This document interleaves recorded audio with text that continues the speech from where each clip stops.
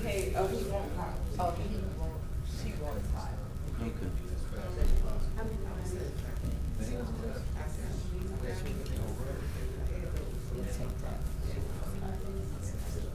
Hopefully by Thursday it'll be dry enough for me to cut the church yard.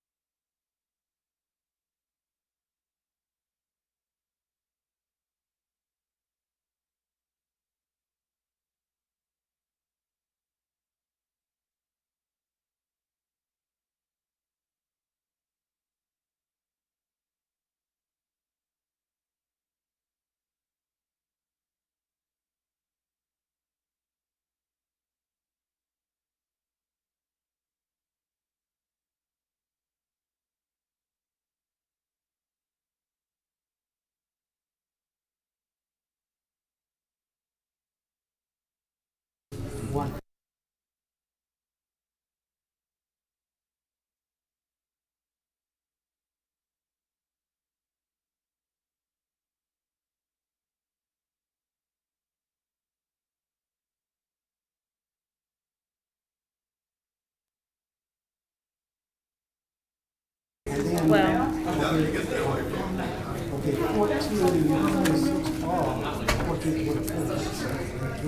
okay, thanks, it just, all amendment number one does is take away the bond council. Removes bond council. And that's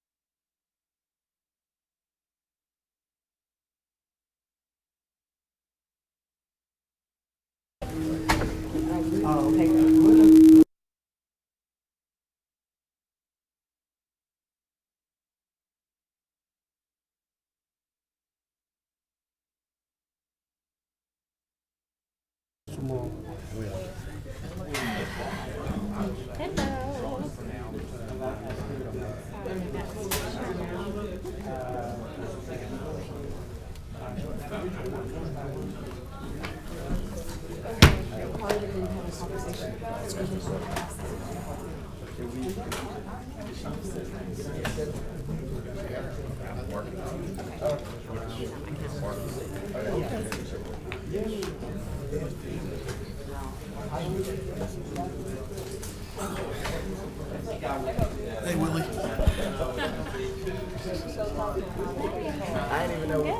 How are you?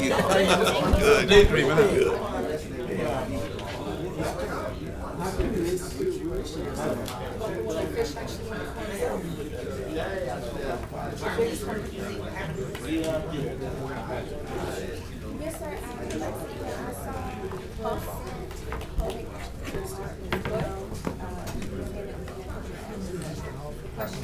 I hope not. Oops, did I say that? I meant to. Edward's over there. Oh, there he is.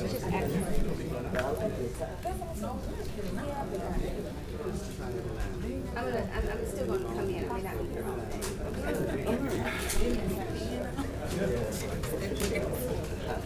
We did it again. What's going on? You got a camera in the front door? What's happening? That's what it must be. Hey, Levette. We gotta get a picture this time. Levette, it's all those texts.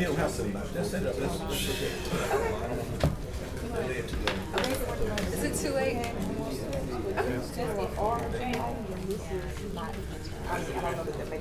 No longer thanks to me. We took our picture before you get this meeting started because we match. I've got my pro race completely straightened out today. I gotta take a picture before the meeting starts. Because we're all matched up.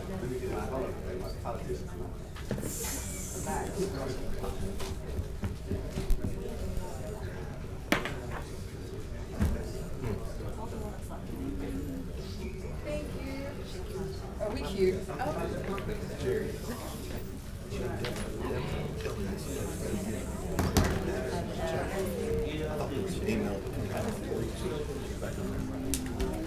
She just wanted me to remind you. I think you already knew about it.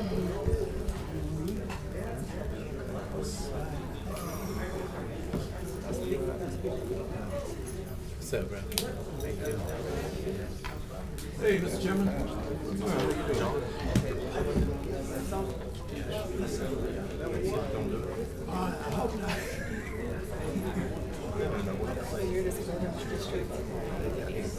Just me too. We're smart over here.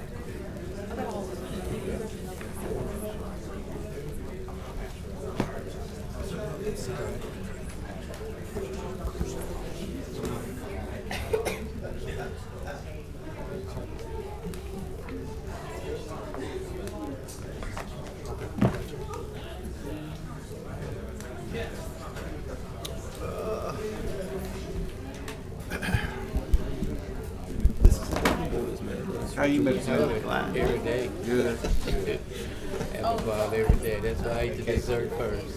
I get up, say that. My mother used to say that. I eat the dessert first.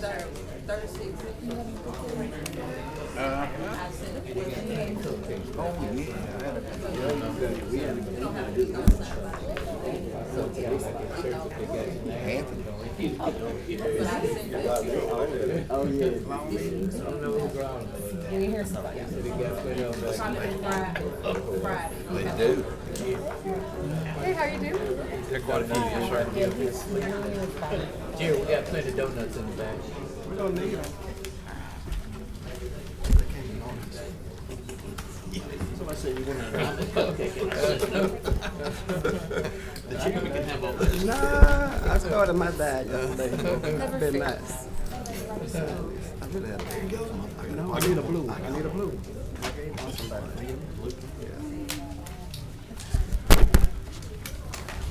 Looking for somebody. Right. Let's go.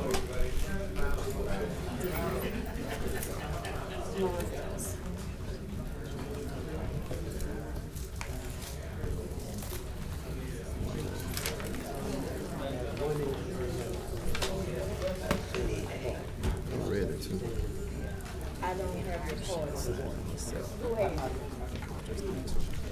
Take the town, take it with.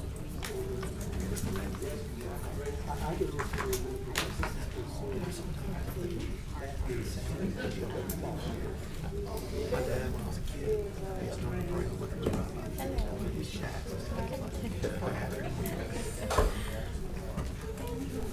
All right.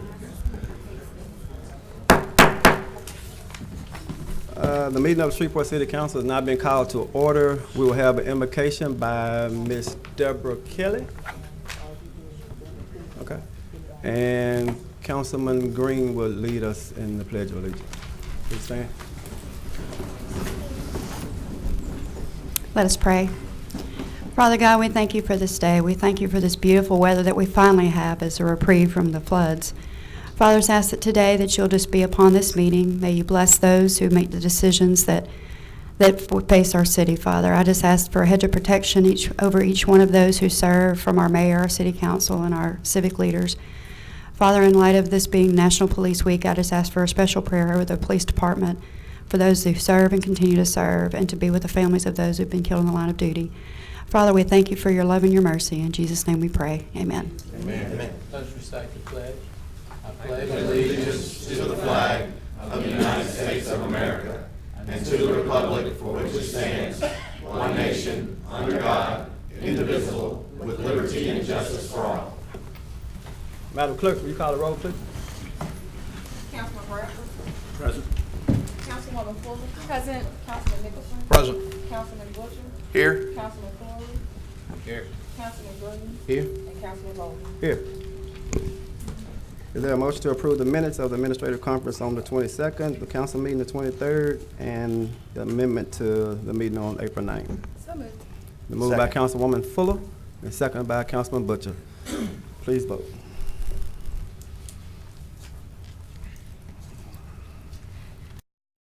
Does any council member have any awards or distinguished guests they'd like to win at this time?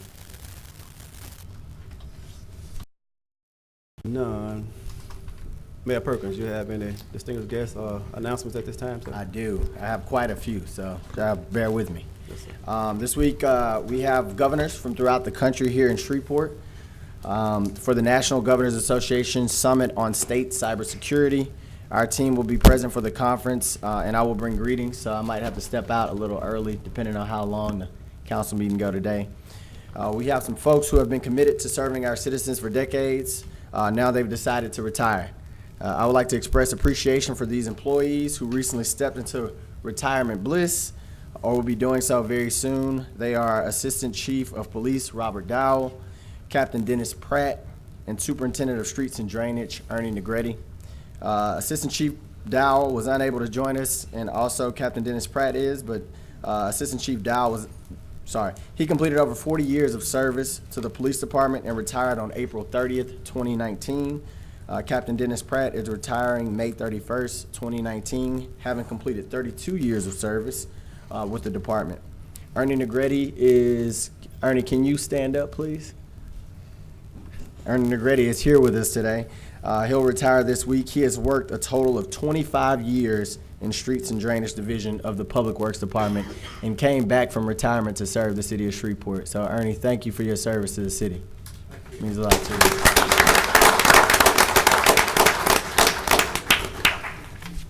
I'd like to recognize 2 Shreveport firemen, Sergeant Alan Smith and Staff Sergeant Benjamin Cotton. Both are serving in the Louisiana National Guard and recently won the 48th annual Winston P. Wilson Sniper Championship. Are you in, Sergeant Smith? Yeah, can you all stand up as well? Can we give them a round of applause as well? While we're on the fire department, I would like to also recognize the K-9 team of our fire department that stepped up last month to help out with the disasters in Ruston. After it was hit by an F3 tornado, Battalion Chief Mike Mackey, K-9 Trace and Fire Engineer Justin Mackey, and K-9 Ruger were on the scene doing searches of damaged buildings. Did we let Ruger in the room, or did he have to stay out? No? Okay. Well, thank you, gentlemen. Let's give them a round of applause as well. Our firefighters will also kick off their Muscular Dystrophy Association fundraising drive with a press conference at 11 a.m. May 23rd at Central Fire Station, located at 263 North Common. On the weekend of May 24th, you'll see our guys out at Walmart and Sam's stores. National EMS Week is May 19th through May 25th. Also that week, Shreveport Fire Department will host its 2nd annual EMS Training Symposium on May 24th at the Convention Center. I want to congratulate Council Clerk Art Thompson on his recent recognition as the Liberty Bell Award recipient, which was bestowed upon him by the Shreveport Bar Association. Mr. Thompson, you mind standing up for a moment? I know you never get enough recognition.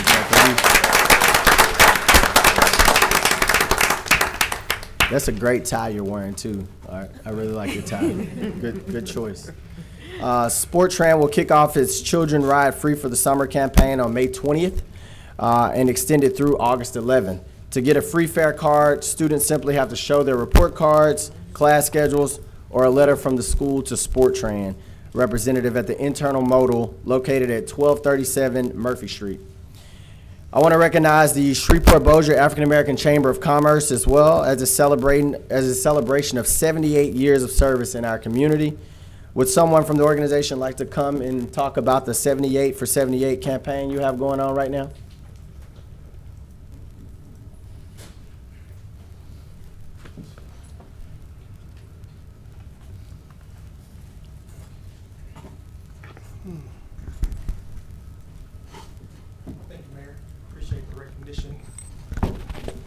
Hello, there we go. Council, thank you guys for having me. We had an initiative this year. The Shreveport-Bossier African American Chamber of Commerce has been around for 78 years. And one thing that we wanted to do this year was increase our membership. So we offered a special to attain some new members. We did a promotion to where it was 78 new members to join our organization, and we successfully did that within 3 months. So we are, building the Shreveport-Bossier African American Chamber of Commerce to the next level, and we look forward to our partnership with the city of Shreveport, with the mayor and this council. Thank you. Thank you, Mr. Jameson. Appreciate it. I'm also proud to announce that the Mayor's Advisory Council for Persons with Disabilities is up and running. Bylaws were approved last month, and this body held its first meeting Friday, May 10th. I would like to ask Mitch Adenis to step forward. Is he here? Hey. How you doing, Mitch? Can you come up and say a few words about the organization?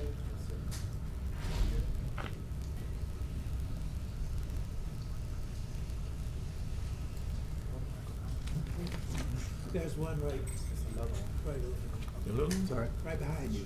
Right behind you? Right by the laptop. Oh, I see.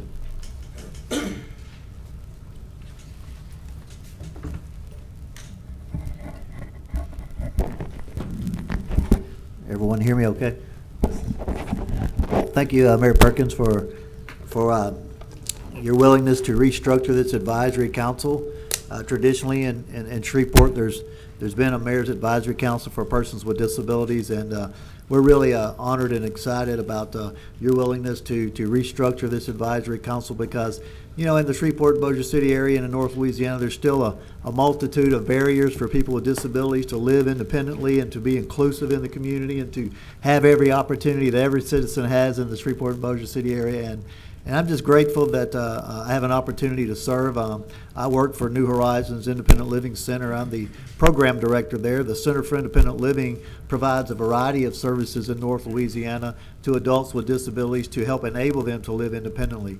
I've been the program director there now for 15 years and have lived right here in the Shreveport area most of my life. I'm 35 years post-injury, a spinal cord injury, and I've just seen things over the last 5-10 years really improve, and I've seen the city of Shreveport work really hard to make sure that people with disabilities are included, to make sure that people with disabilities have every opportunity to get out, to work and enjoy the communities that they live in without the barriers that exist. You know, we have the opportunity to work with public entities like Sportran and Liftline and all these great services that help people with disabilities get out and enjoy the community. So I'm really excited about this Mayor's Advisory Council, and I think that with the folks that we have that have agreed to serve on this council, we have a great opportunity to really do some great things. And this year upcoming, we've National Disability Employment Awareness Month is in October. We already have a commitment by Mayor Perkins and his administration to do some great things during that time, to provide some genuine opportunities for people with disabilities to go to work and to do those things and have a better quality of life. So I'm super excited about that, and I just thank you for the opportunity. Thank you, Mitch, for your service to the city. Mitch brings his charismatic leadership to lead a very compassionate, engaged group of our citizens, to include one of our most common visitors here in the council chambers, Mr. Murphy. How you doing? Thank you for your service. He's taking pictures over there. Thank you. Yep, thank you. At this time, I would like to present a proclamation recognizing National Police Week. Could Chief Raymond and Chaplain Kelly please join me for this presentation?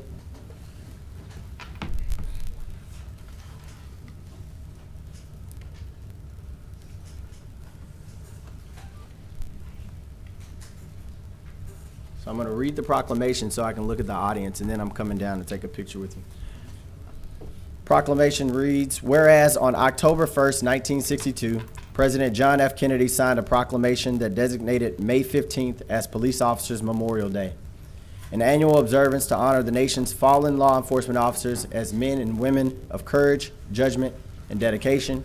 And whereas the calendar week in which it falls has been designated National Police Week, a time of reflection and appreciation for the ultimate sacrifices made by the exceptionally dedicated men and women of law enforcement who were killed or disabled in the line of duty.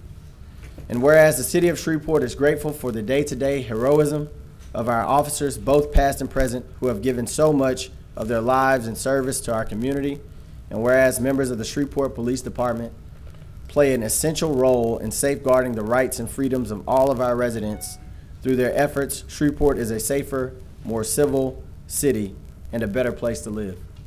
Now therefore I, Adrian D. Perkins, Mayor of the City of Shreveport, do hereby proclaim the week of May 11th through May 17th, 2019 as National Police Week in the City of Shreveport, and urge all to honor the heroism and all law enforcement officers, especially those who have given their lives so that others might live. May we always remember their tremendous sacrifice and the loved ones they left behind. In witness thereof, I have hereunto set my hand and caused the seal of the City of Shreveport to be affixed.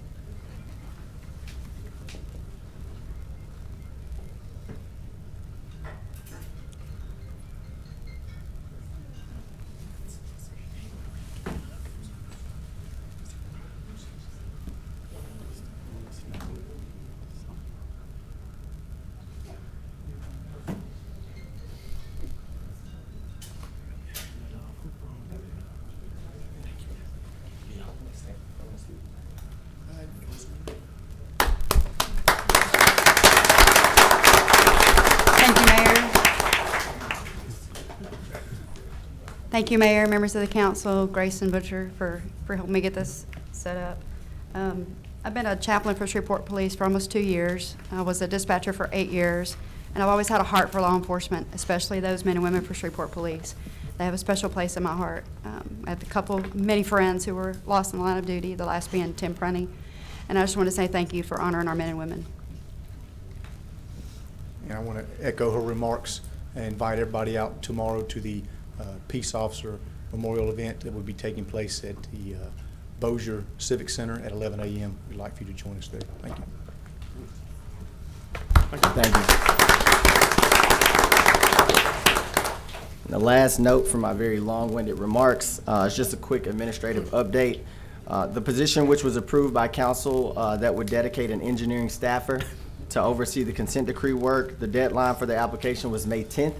We've only received 2 applications, and currently the engineering and water sewer staff are reviewing those applications. Just a reminder, the purpose of this position is to have an additional person supporting the efforts of the department. And right now in the interim, our staff for engineering and water and sewer does have the expertise to temporarily fill that role. So we'll keep you updated on the hiring decision. That's all I have, Mr. Chair. All right, thank you, Mayor Perkins. I have Councilman Green and then Councilman Fleury. You can go ahead. Okay. Mr. Chairman, before we leave the announcement, I'd like to say congratulations to the Cavaliers and their winning state baseball championship yesterday, 2-1. All right. Councilman Green? Yeah, Mr. Chairman, as I announced on yesterday, all of you are invited to our worship service on Sunday morning, Union Mission Baptist Church located at 6029 Buncombe Road. Our Honorable Governor will be worshiping with us, and just feel free to come and share with us. Thank you, Mr. Chair. All right, Councilman Green, thank you. Mr. Norman, did Mr. Negretti already leave? Okay, that's fine. I'll just go bring him up if he hadn't. Any other councilmen have any announcements or anything at this time? All right. Anyone have any? Is Mr. Green here? Property standing? Mr. Chairman. Councilman Brown? Mr. Green, I don't know if you have toured the various districts, but in my district, there's so many areas where trash, just collection of trash, look like maybe somebody evicted someone, and that all that rubbish is piled up. Milam Street and in Allendale, Lakeside area, there's some streets also in MLK area. I don't have those exact streets, but if somebody could just patrol those streets, and I think you'll see what I'm talking about. Okay. Councilman Butcher. I talked to Mr. Green about this, and this may be actually, I talked to Councilman Corbin about this today as well, and this may be a city engineer question. I'm getting some calls, and it's not in my district, but it's adjacent to my district, about the Bayou Walk Shopping Center. Mr. Green, you really don't have an update on that at all, and really it doesn't really fall under a property standards issue. Do you think, Patrick, do you have something you might could add to that for us?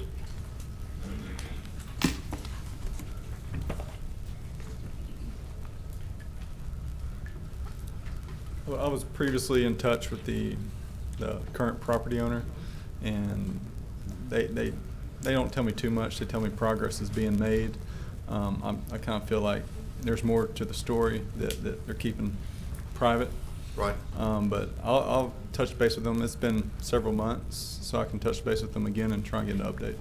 I would think, just by looking at it, I rode by there the other day, and you know, just right there at that Kroger entrance, it's starting to look, you know, I think y'all boarded it up according to what Councilman Corbin told me and what Mr. Green said, but it's starting to look really like a pretty bad eyesore there. So I don't know when property standards might have to come in to play with that, but it looks pretty bad. I would think that the building itself has started really to deteriorate. There's a lot of chip and paint and stucco and stuff falling off of it, so it's starting to look really, really bad. So if y'all would kind of keep us updated on that, I would appreciate it, because I have gotten 3 emails and a Facebook post in the last couple of weeks about it. So Sure. Maybe all the rain's making it look worse. I don't know. Okay. Thank you. All right. I have nothing. I sent you an email, so hopefully, I don't know if you got it, but that's it. Okay. All right, someone else? Thank you so much, Mr. Green. All right. Right. Ms. Jones emailed us the revenue collection plan, and Ms. Creel has, did we get something from Ms. Creel? I don't. No, sure sir, if there you know. haven't been any changes, Okay. so there was no report to send. All right, thank you, ma'am. Mr. Thompson, is there any legislation to be added today? No, sir. All right. We have the following request to speak. Mr. Tom Arsenault.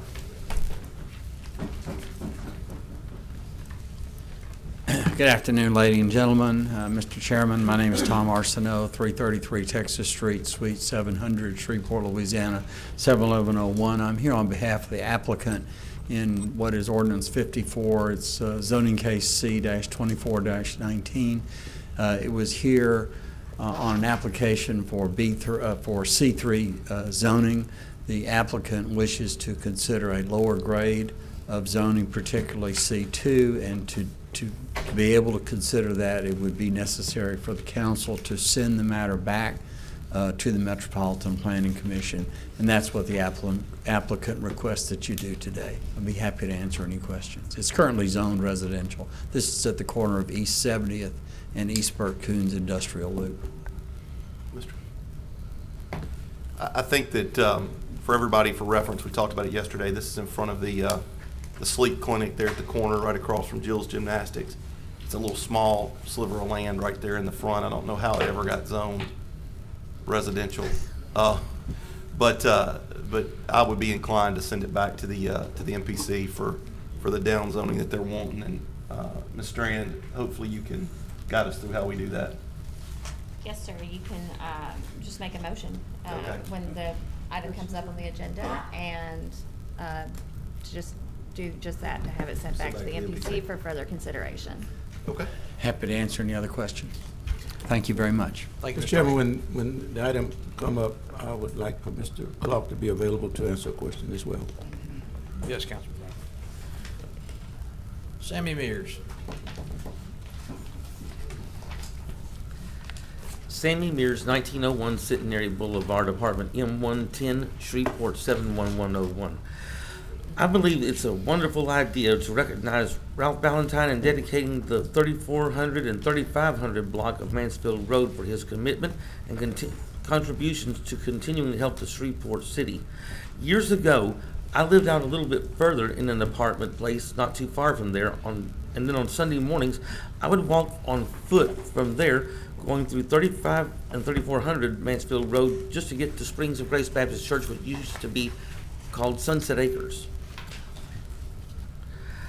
And then when I got a chance to walk back home when it was over, and I had a great time doing that. That was a long time ago. And then when it got too hot, I knew I don't think I could handle heat index, so I was really nice enough to get a little help from someone at my church to help me. But the years at that time in 3400 and 3500 Mansfield Road sure did go by fast when I was younger. And when they did, they sure did go by fast, and how in the world they did, I'll never know. But a good vote yesterday, and while you're doing that, I'll be thinking about the time that I did ride home, and the driver that was with me asked me, "Why do you think people wear glasses?" And I said, "Maybe they don't like contact lenses."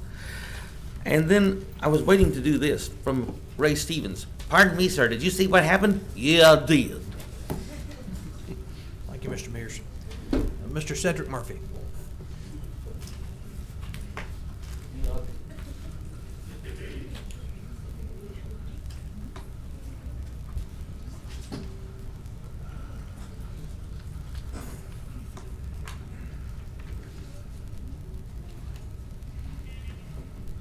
Hi, my name is Cedric Murphy, 2744 Murphy Street. Mayor Perkins, thank you for your comments earlier, and thank you for being you. Councilman Bowman, he's out. Councilwoman Fuller, and the rest of you guys, hello. Today I want to talk about public safety concerning individuals with disabilities. This is a situation where the senior citizen was at Sam's parking lot, and the individual who was illegally parked in the handicapped parking space backed out, ran her over. She was stuck up under the wheel. And I think it may be, as far as this concern, if we can raise the penalties for people parking in handicap parking spaces, that might deter them from doing that. They did a survey, and 80% of the people who did the survey said that they have seen that many people parking in illegal parking spaces, and we need those spaces. Okay. Next. This young man, Mr. Payton, is still missing. He went missing in January, and I'm not sure exactly what the protocol was, but it wasn't that much for an individual with special needs, and I think maybe that's something that could be done differently when they've identified the individual with special needs. This situation here is my concern about police officers and how they deal with people with disabilities. Anthony Childs was pursued by a police officer because of him sagging $100 fine, and the young man is now dead. And I don't think the ordinance for sagging was to include altercations enough to where someone died from that incident. But that's just something to think about, guys. The young man died, a veteran. And another thing, he also had post-traumatic stress syndrome, for which he did have some concerns. But I believe he had a relationship with the police officers for which they knew that. So people with disabilities still need to get some education to the police officers so they can maybe handle situations differently. Mr. Odom was shot in a situation at the corner of Greenwood Road in Drilla, and he had bipolar syndrome.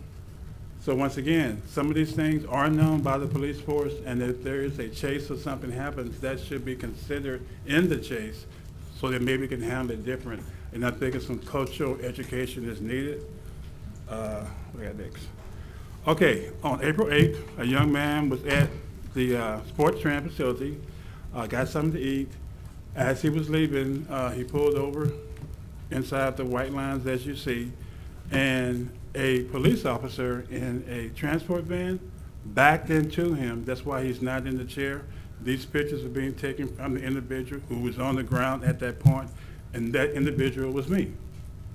And my concern is that I noticed today the sports train buses, when they backed up, they honked their horn a couple of times. So maybe these police or city vehicles for which they cannot see the back of them when they're backing up, maybe they can honk their horns or something to let them know, that they're backing up. And you can see in the second video, that's the damage he did to my chair and to his vehicle because of the way he hit me. But my concern was that somehow city vehicles maybe should honk their horns up when they're backing up and they can't see behind them. Okay, my next video. This is concerning the mayor and Councilman Butcher. They passed a legislation that's going to allow these type of scooters to legally ride on sidewalks, bicycle paths, and highways. And they can go up to 25 miles an hour. This is going toward the future, people saving gas, people trying to get around in Shreveport, people trying to get to work, and since they said they can actually ride them on the highway, it's something that you guys may need to get a jump on and think about. It does say at the bottom that the legislation authorizes the city and parish government, Department of Transportation and Development, to prohibit scooter operation if they believe it affects public safety. Vice Chair. And that's where you guys come in, Councilman Butcher and Mayor Perkins. One last thing, Councilman Butcher, when you have your public safety meetings, is it possible that you can post them on this a page called Notify Me? Okay. To whereas when you have your meetings, people can get notified because of a lot of other boards and things you guys are on do have that. Right. And I would love to come to one of your meetings because I want to bring up some more issues about public safety with people with disabilities. You're over your time. I'm trying to extend it so you can have some more time. No, I'm good. I'm good. I want to thank you for doing that, Councilman. I'm good. Anybody have any questions you want to ask me about something that I said? Or? Real quick. Can the council staff do that? Is that something we could look into doing? Ms. Strand, I'd like information on what the penalties presently are for parking in handicapped spaces. And if they're inadequate, I certainly would support legislation to increase them. I don't want people abusing those spaces, Mr. Murphy. Thank you so much, Councilman Nicholson. Thank you. Mr. Chairman, in addition, I thought some vehicles had those sensors where when you're backing up, it'll make a noise. The city vehicles have that. I know some do. This was a transport vehicle, a huge vehicle. And the officer said, when he got out, he didn't see me. Yeah. That's something I'm asking the administration to look into. That's something. Councilman, I can tell you, a majority of our fleet does not have those sensors on them. I mean, that's an investment we'd have to make. Most newer model vehicles have those sensors, but a lot of our fleet does not have it.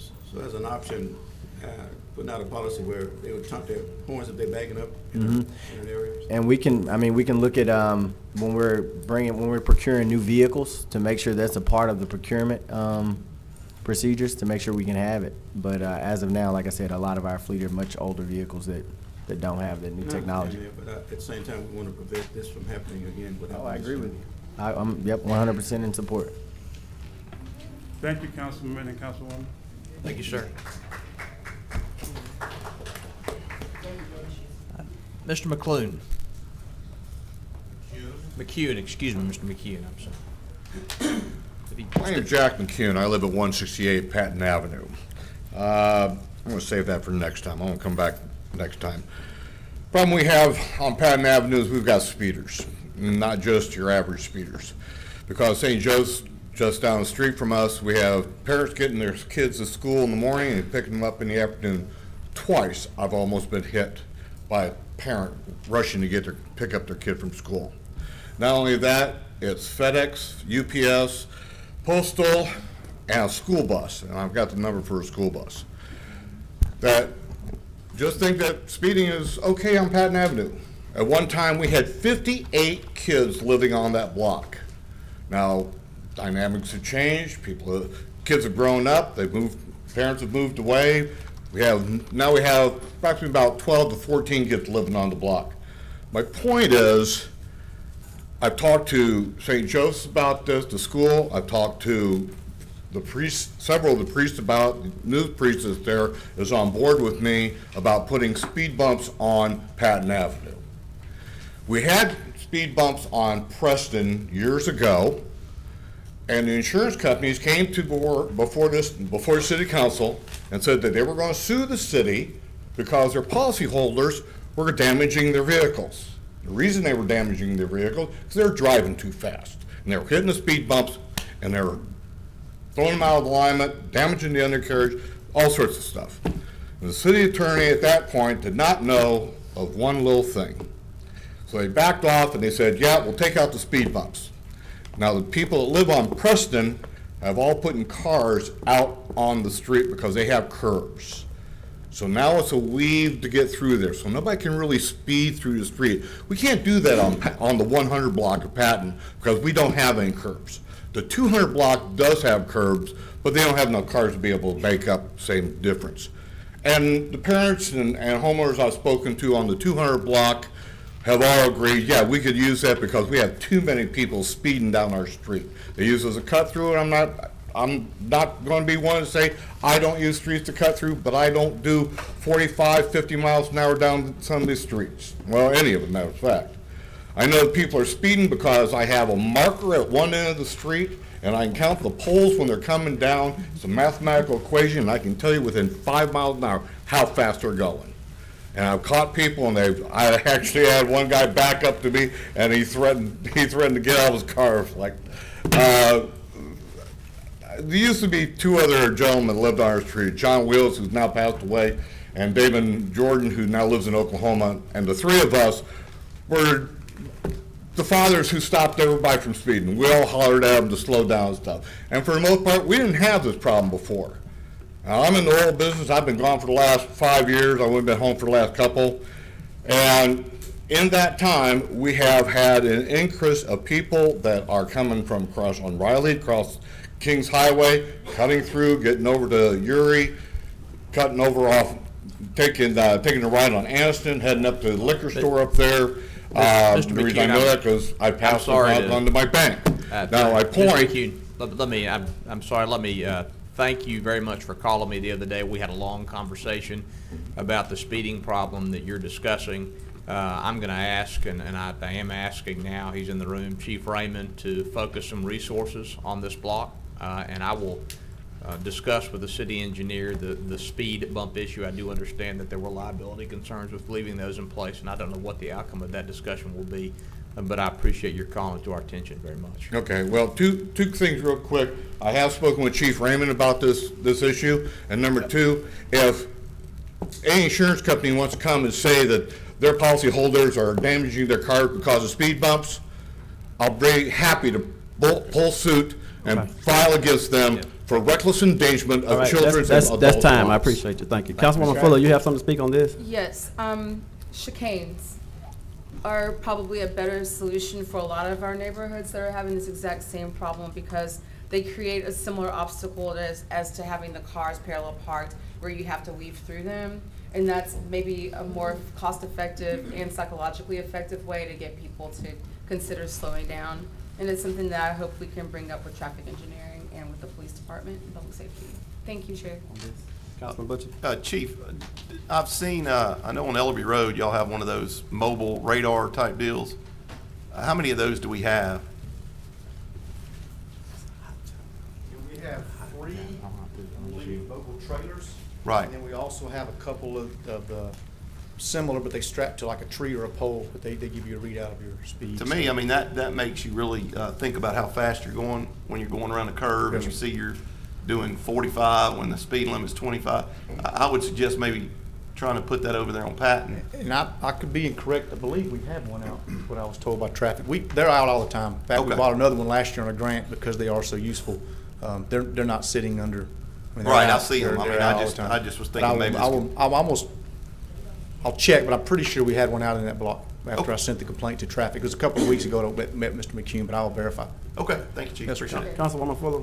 Respectfully, radar is great for accountability when they are there, but we need to look at ways to, No. we need to create obstacles, like permanent obstacles. No, this is that trailer that it sits there. I understand. And tells you how That fast kind you're of going. accountability is fine when it is there, but that's something we can't just leave in one place all the Well, I time, because we understand need that, but one, we need like probably 10 of them just in my neighborhood. But what's gonna be a more permanent solution is going to be creating the physical boundaries that will slow people down. I agree with you. Yeah. I think Thank this you. is a good deterrent.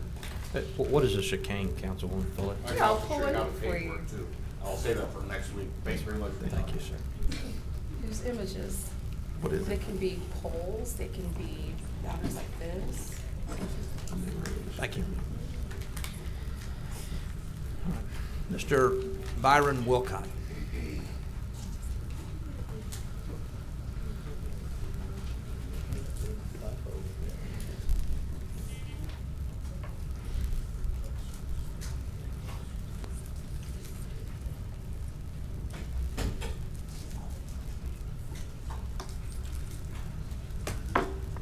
Hello, my name is Byron Wilcott. Thank you for letting me come and speak to y'all.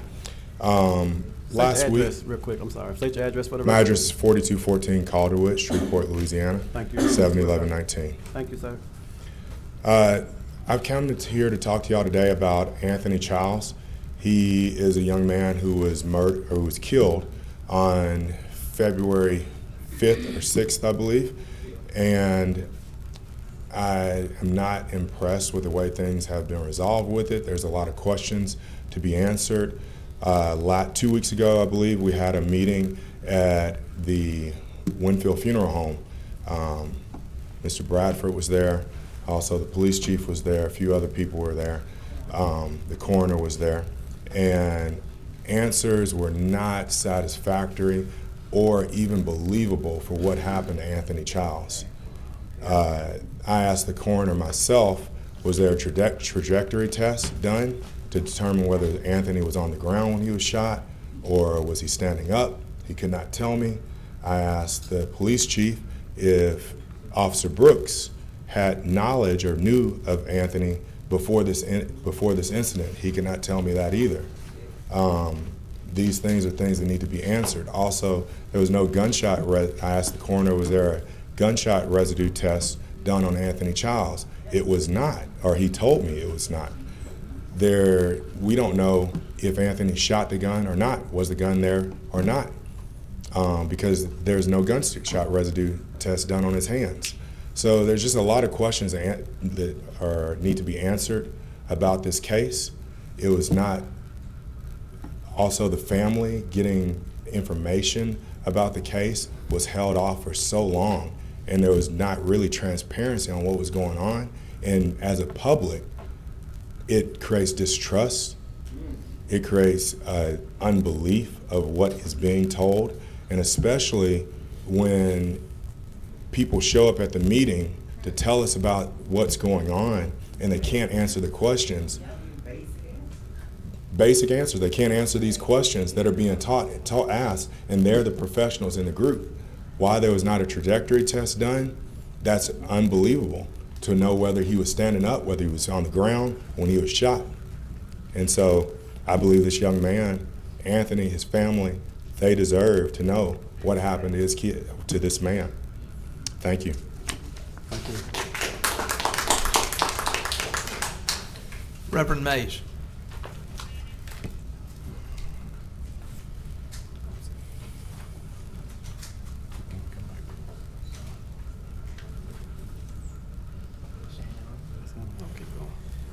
Lester Smith.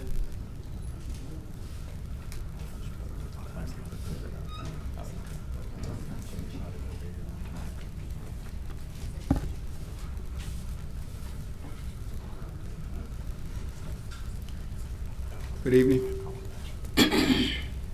My name is Lester Smith. I reside at 4148 Thiel Street, Shreveport, Louisiana.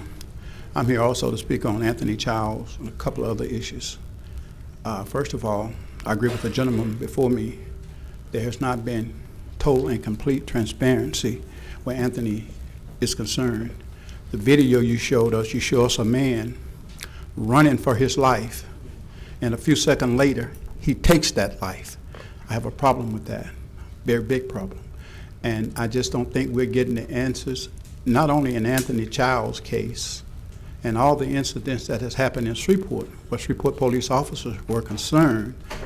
There have not been a conviction of any officer that have killed a black man in Shreveport, and it's kind of crazy that mass killers with all types of guns can shoot up a school and they can be apprehended without any incident, but an unarmed black man don't have a chance in this society. Hands up, don't shoot, and you end up dead. So we're having a problem not only with Anthony, but with how the police department just treat black men in general. And I think this needs to be looked at through some other organization other than policing polices. You take it to internal affairs, and internal affairs is run by other police officers. So we see that there have not been a conviction, and we don't know where you get your grand jury or who those individuals are because they have not done anything. So at this point in time, it's time for a change. We need a citizen review board or somebody to police the police other than the police policing themselves. We need citizens involved in this process, and we cannot continue to allow this to go on. And we're not going to allow Anthony Childs' incident to be swept under the rug like we've done in the past. You give us a few minutes and we come out, we sweat and blow our top, and it goes away. This is not going away because this young man didn't deserve to die. Nobody checked this officer. His mentality, based on the things I've got, he had no business being out there. So we got a lot of issues we need to look at, and I want to work with the police department. We put some things together this week. We met, we got some things together. We want to do a Sunday evening with pastors and police interacting, maybe softball or something. Also, summer is here, and we need to put something in place for our young peoples. And I want to talk to the council about maybe police is at the pool. Give them a window where the police can be there with young people and interact, because we've got to do something about the disconnect where police and the community is concerned. So I don't have all the answers, but I know we need to do something, and we cannot continue to allow this city to govern itself the way it governs itself when it comes to equality, where minorities are concerned. We're the majority, and we still are not getting our fair share of anything. We prayed for 4 black councilmen. Lord, give us 4 black councilmen. And we got our 4 black councilmen. Our suffering remains the same. We had our 3 black mayors. Our suffering remains the same. We have our black DA. Injustice we still can't find justice in the criminal justice system. So we don't, I mean, wrap it we're up, out of Mr. options. Lester. We had better, time we had is a up. Can better you wrap it? time. It's almost as bad now as it was in the 60s. I didn't cut me off, but you give everybody else a few minutes. Okay. Reverend Mays.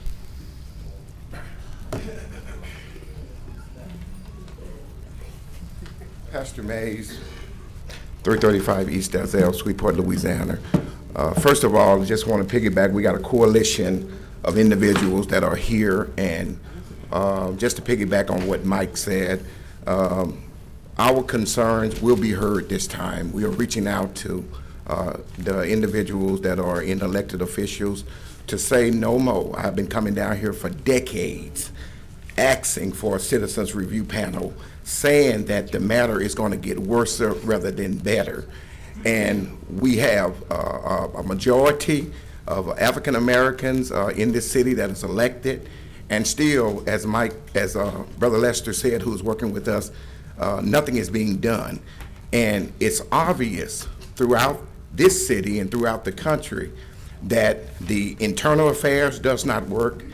The Civil Service Board is not a board, it's just somebody that's sitting there. So we need action. And listen, this time here is not like any other time. Because the reason I kept coming, because I know God, and I know what God will do. The voice of the people will be heard. And if you can't hear the voice of the people, then the people will replace you. If you think you are above God and above the people, and the people's suffering will continue, then God will remove you off of your stand. You need to understand that you work for the people. When we get these offices, I'm so glad of Councilman Willie Bradford. I spoke with Councilman Green. I'm so glad that those who are concerned, this is not going to be one of those come down here, hoop and holler and shout, because we got a coalition of people, even from the state. We're working with them as well as you all. So we serving notice. We're not coming down here begging no more. We ain't coming down here pleading no more. We're coming down here demanding stuff now. If you say you from our neighborhood and you was raised up in our neighborhood, then you ought to act like and show up like a neighborhood person would do. So I'm here to let you know today that we are demanding a citizens review board because the police cannot police themselves. I'm going to continue to say it. We need you guys' help. And if you don't help, then we're going to put people within them seats that's going to hear the voice of the people and not going to deal with the politics of yesteryears. It's time to deal with it right now and make some changes. Hear God's voice. And I'm going to leave this with you because my time is getting ready to go. I'm going to leave this with you. If you do nothing, then shame on you. Because I'd rather be accountable to God than to be subject under the authority of any man. God bless you. He will get the board. Hold on a second, Reverend. Councilman Bradford. I yield to Councilman Green. Pastor Mays, would you tell them why I wasn't at the meeting, please? There was a lack of communication, and that's the reason why me and Pastor Green did talk. There was a lack of communication, the reason why he wasn't there. But he did at least call to let me know what had happened and how it happened. So I want to tell all the people in the audience and those that have hit us on Facebook, I want you to know that that was the purpose why he couldn't be there, because it was lack of communication. But the district attorney's office had committed to be there. Our mayor, I talked with his secretary. We scheduled this around his schedule so that we would make sure that we would have the people there. But I do appreciate the police chief, for he was there, and the coroner was also there. They said, we serve you all, and it's for us to be here. So they was there, and they did answer some hard questions. But to answer your question as I take my seat, thank you so much for clearing that up, at least having enough respect to call back. Hold on, Mr. Chairman. Yes, sir. And I expressed this at the meeting that I thought, and I commended you for taking the lead in hosting that meeting.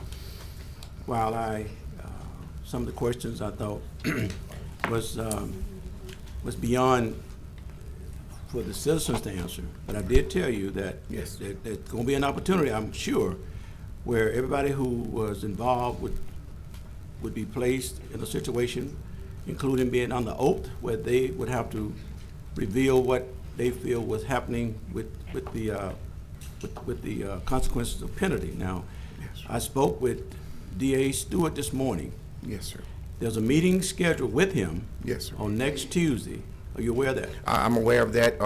Lord Thomas with the NAACP, we forced the district attorney into having a meeting with us because the meeting will happen. Because again, a lot of the questions that was presented at the meeting was centered around why the DA didn't feel compelled to at least look at this case.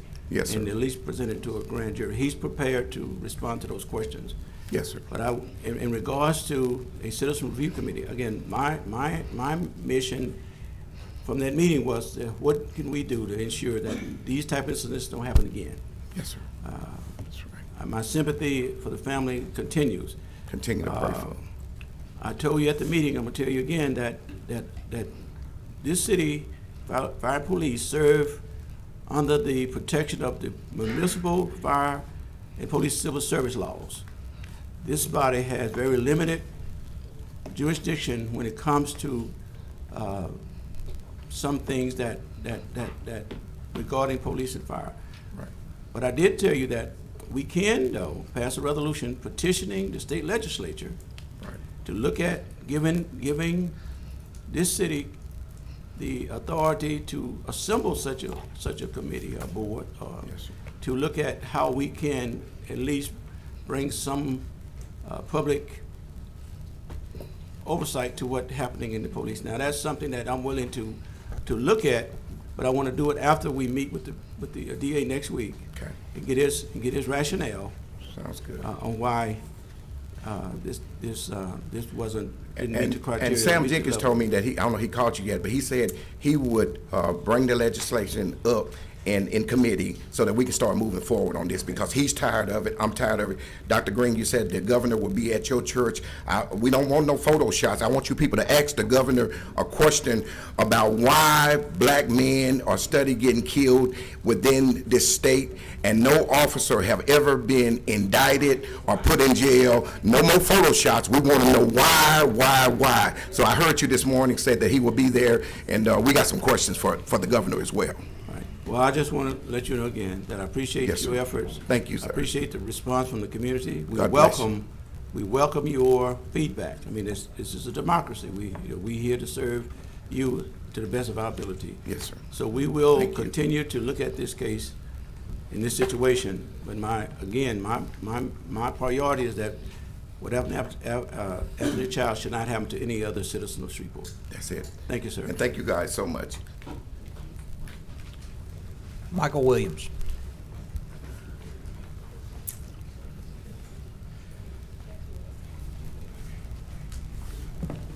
Good evening to our administration, to our chairman, to our honorable mayor and his great staff. Michael Williams, 2101 Carver Place, Shreveport, Louisiana.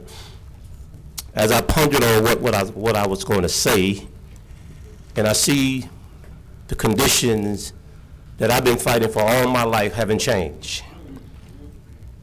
And none of the things that many of you I've worked with, Pastor Green and Brother Bradford and many others, on changing the condition. In order to change people's condition, you got to change your position. You got to change the way you think about Shreveport. Shreveport needs an open heart surgery. It's time for a change. It needs a new heart.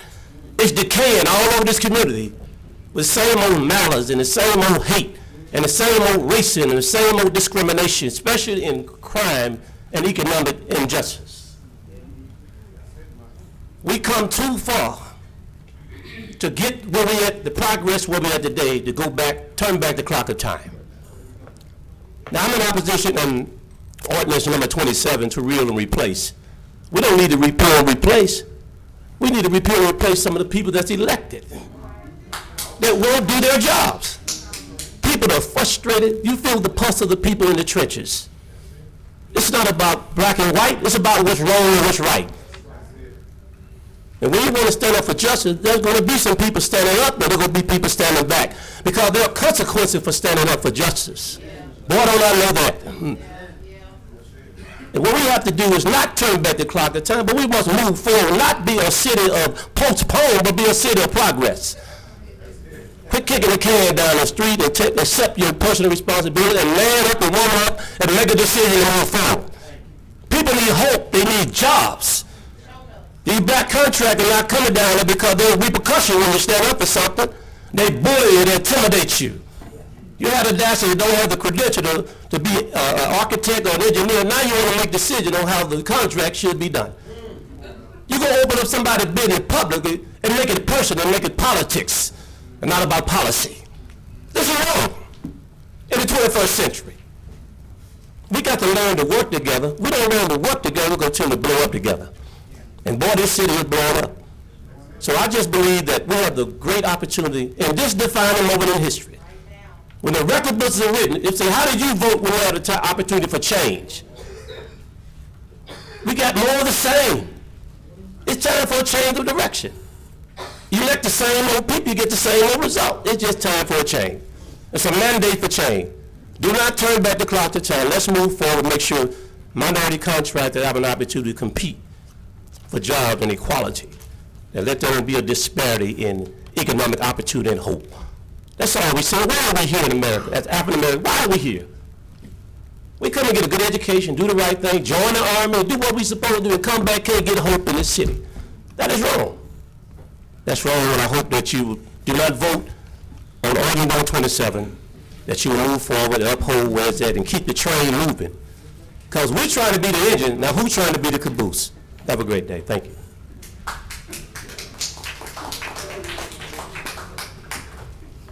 Freddie Ishola.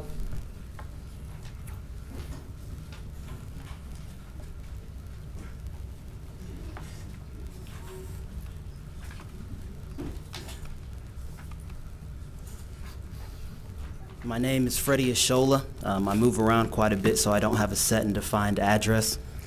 One of my moms, Miss Nita Still, asked me to give a little bit of background on myself, I think for clarification purposes. I'm originally from Utah, and so came here in 2012 by way of a business failure. In my life, I'm an undergraduate of Utah State University. I have my degree in accounting and international business. I've owned or operated upwards of 24 businesses, and I've traveled the world doing microfinance. I also used to serve as a pastor here in the city. In 2017, Sheriff Steve Prater said the following: "State prisons are a necessary evil. To keep the doors open, we need to keep a few. And that's the ones you can work. That's the ones that can pick up trash, the work release programs. But guess what?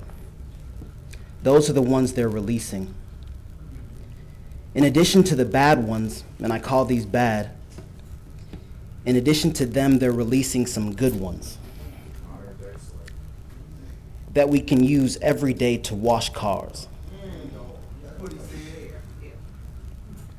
to change oil in our cars, to cook in the kitchen, to do all that where we can save money. Well, they're going to let them out.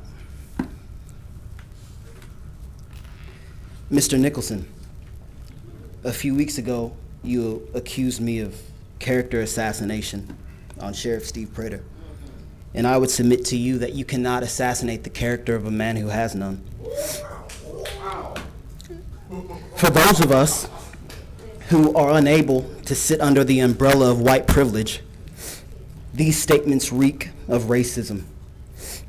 For those of us, for the entirety of our lives, have had to deal with derogatory statements, getting spit at in the face, and dealing with police profiling, these statements reek of racism. For those of us who had to endure the pain and the suffering of Cattle Correctional Center, these statements reek of racism. I've heard from this board a myriad of times that you do not have the jurisdiction to influence the things that happen in that jail. And I would say to you you do have the influence, maybe not in an official capacity, but you absolutely have it in a personal one. His office is on the 7th floor. I've been banned from there, so I can't do anything. But you all can, and you have the opportunity to make change in this city.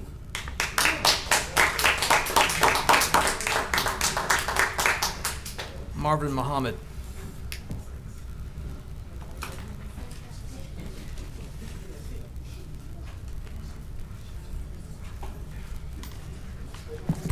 Marvin Muhammad, 2808 Hersey D. Wilson. First of all, I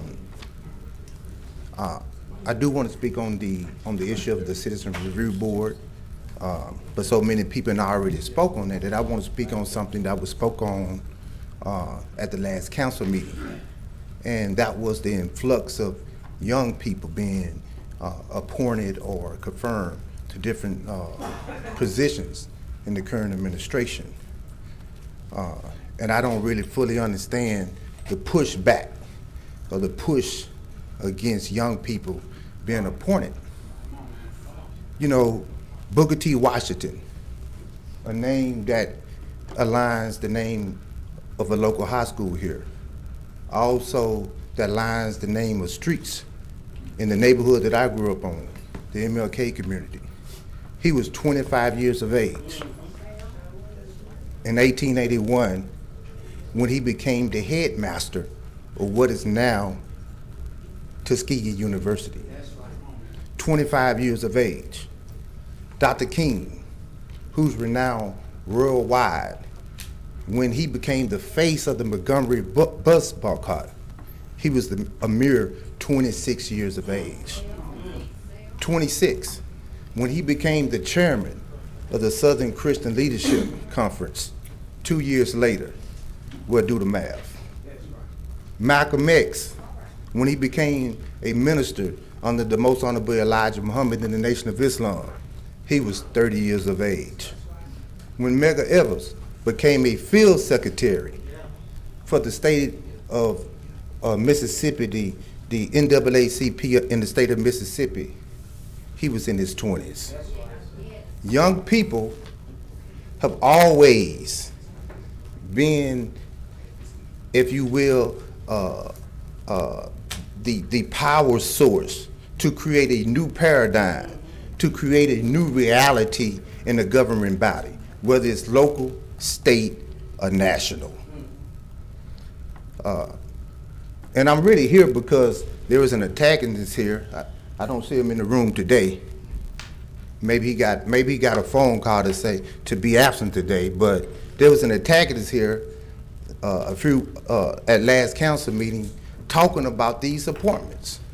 You know, I was graced and blessed to be at the dinner table with some of those appointees a few weeks ago. And I only said this to them. Remember that in the 1952, and I know Councilwoman Fuller, she would appreciate this as a librarian and researcher, in the 1952 June edition of Harper's Magazine, these words were penned: old for counsel, old men for counsel, young men for war. That's right. It is the old that can not only teach the young people how to fight, but how to win. I don't want to pull any strings in here, but our clerk, Art Thomas, is a reservoir. He's a spring of a continual reservoir of knowledge. Young people, so we have older people that has the knowledge, that has the wisdom, but we need that new light.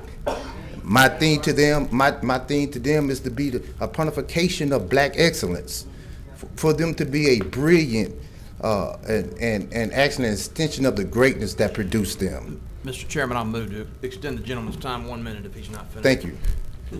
Just go. And I would say this as I close to the Citizen Review Board. I was at that meeting. This isn't something new.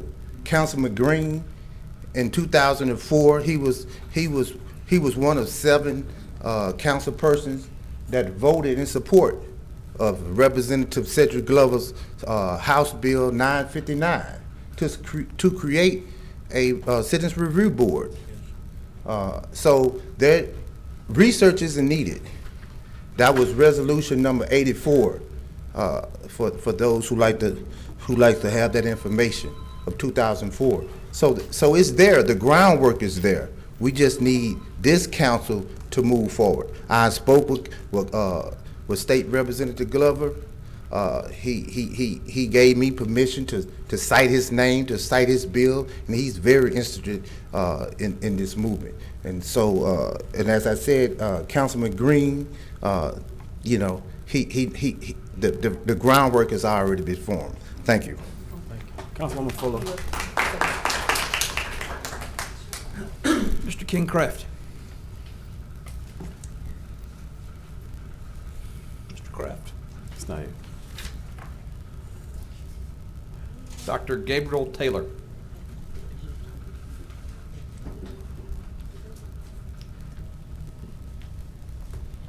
Should be Dr. W. Gabriel Taylor. Excuse me, sir. And it must be correct because I have a book on the market and you might want to purchase it. I'm Dr. W. Gabriel Taylor. I reside in Pará. I am the proprietor of 1402 Greater Vista Street. Here in Shreveport, Spanish word means beautiful scenery. Of course, it's not like that now. It is horrific. I want to thank God for Mayor Perkins. I appreciate your vision as a young man, and I support you wholeheartedly. And persons under your administration are beginning to reach out to me. Mr. Terrence Green, Tony Carter, and Mr. Tom Marshall, concerning the many things that I was going to bring before you, so I won't have to be long, because they have already said we're going to handle it. And I think it's only fair to give them a chance to handle it. I do have one issue that the people in the community knew that I had the voice and the dynamics. Amen. And that means I have a dynamic voice. That's the proper way of saying big mouth. Common vernacular means big mouth. I can say it. I'm not only a pastor of 47 years, amen, and a classroom teacher many, many years and taught here, amen, so I know what to say, how to say it, and I know how to articulate it. I know the syntax. I know how to say what I need to say. That's why I'm a writer. The people asked me to come so they would not have to protest. That right there across the street from me at the Mount Moriah Park, and I have fussed with SPAR about getting out there cutting it, and they're doing a little bit better, Mayor. Amen. Because they weren't getting out, cutting around the crystal posts and around there and around the swings, and everything can be lurking out there. So I get on them. And I have someone who said to me, call me, and that I will do. But there are no facilities for those children. And the children wanted to go to the restroom at one of my neighbor's house. I said, don't do that. Excuse me, Chair, can we give him another minute? It's fine. Let's wrap it up, please. Okay, yeah. I said, don't do that, because people are saying different things about when you start fooling with children. You have to be very, very careful. So it needs a porta toilet out there. Needs some kind of facility in the Mount Moriah Park. And I think that would say it all, because I can come back again and say a lot more. But just listen, I thought that there were some folks stood up here, they were up here a lot longer than me, and I'm very, very timely. Amen. So, but anyway, it doesn't take me long to say, We need a portable toilet or some kind of facility out in Mount Moriah Park.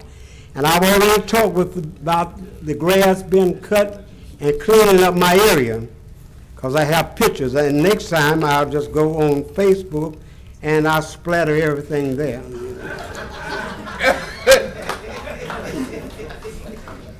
Amen. Was that right? Ms. Ora Hart.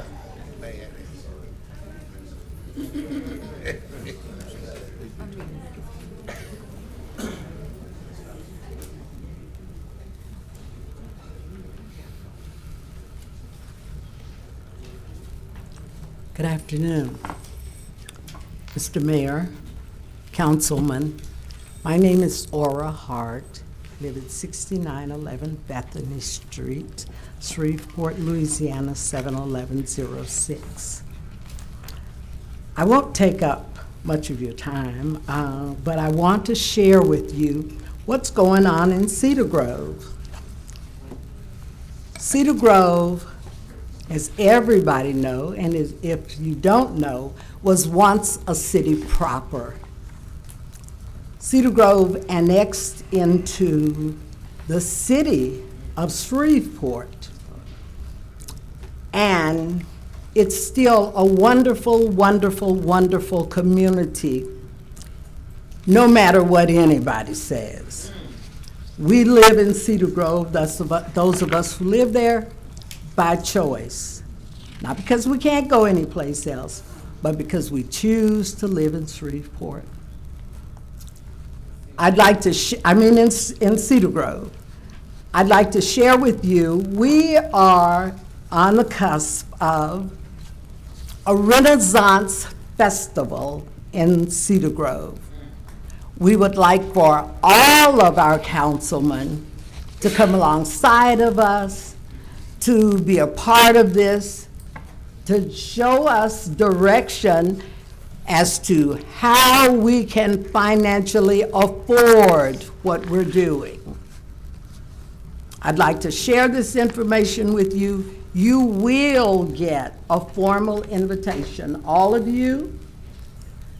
Our event is June 15th. I will pass these out so everybody will know exactly what we're talking about. We will be in touch. We will be calling you to sit down with all of our council people so that this will be, this year, our first festival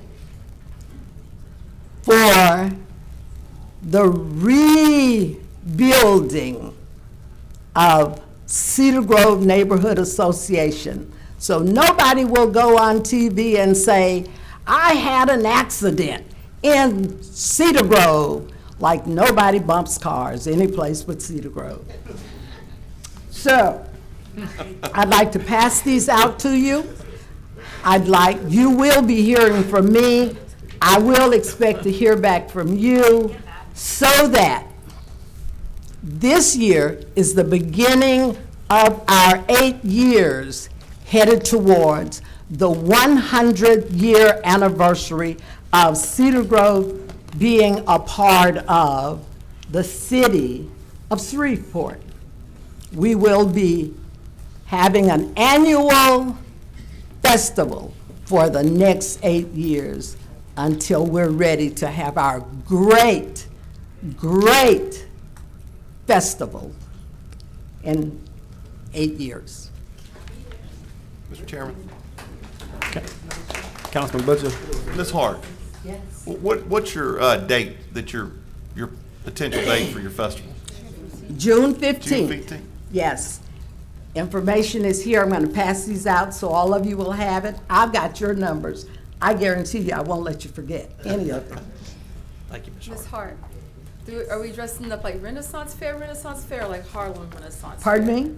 Are we dressing up like Renaissance Fair or Harlem Renaissance Fair? Or you know what? You can. Because I like a dress up. Okay. And it's going to be that kind of a festival. We're going to have fun, we're going to have food, and we're going to have entertainment. This will be something for the mayor to be proud of since he's from Cedar Grove, and so many of you whose ancestors are from Cedar Grove. Come on out. Enjoy being a part of Cedar Grove. Mr. Robert Thomas Jr.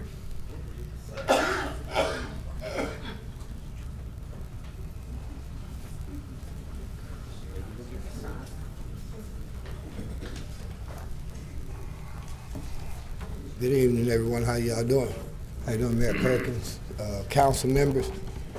I'm standing here today. Basically, I'm gonna just keep it real and keep it short.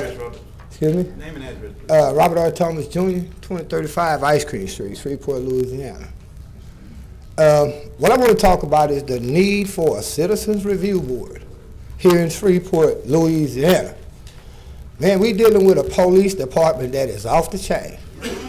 Me, myself, I deal with an entity here in Shreveport that we created called the Real News Behind the News. We talk to citizens. We don't just talk to pastors or teachers. We talk to citizens, and we see what's really going on. Let me give y'all an example. Just the other day, y'all seen on the news on Devon Street.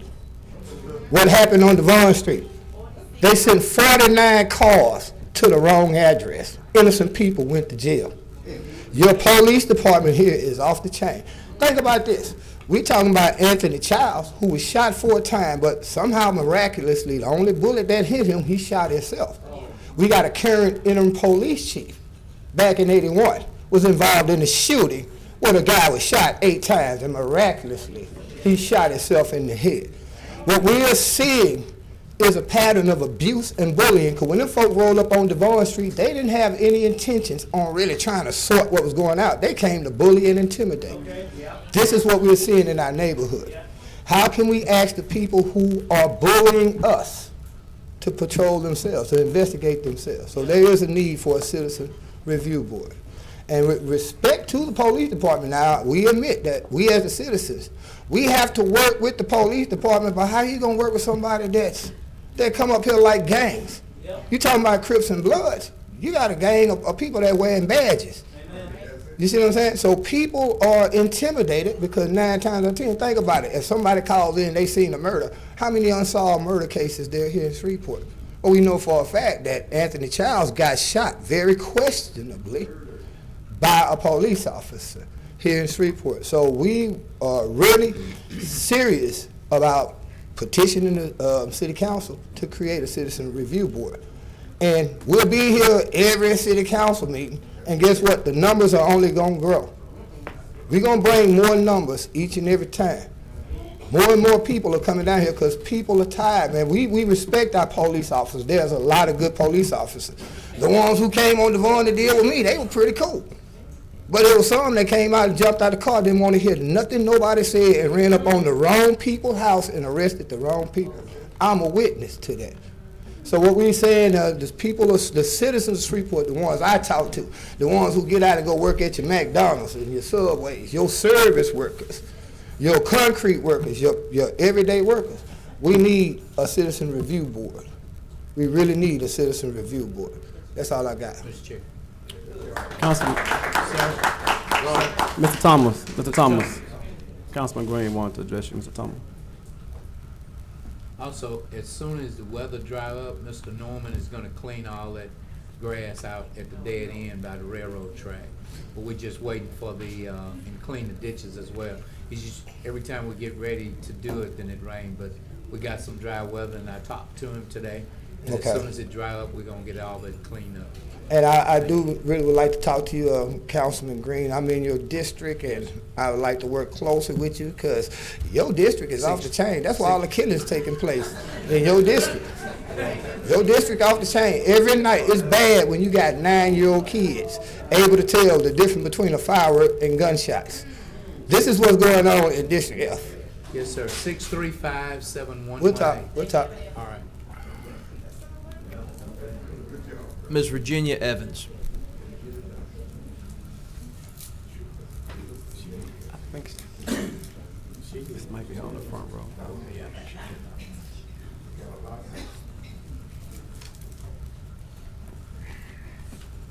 Her last name is Evans, but that's my sister. My name is Virginia Evans. Welcome. I live at 2817 Hersey D. Wilson, Shreveport, Louisiana. A couple months ago, they said they heard a voice coming from beneath the earth. That was the blood of the slave.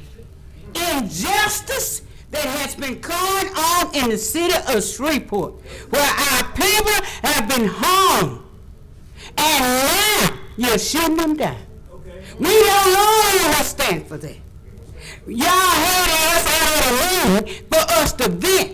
That's what black people do, go vent, and then they go home. But that time is up.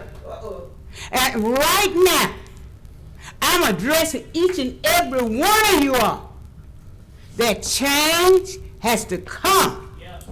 And it has to come from people that are willing to stand up and say we are being treated as if we slaves again. And we're not tolerating it.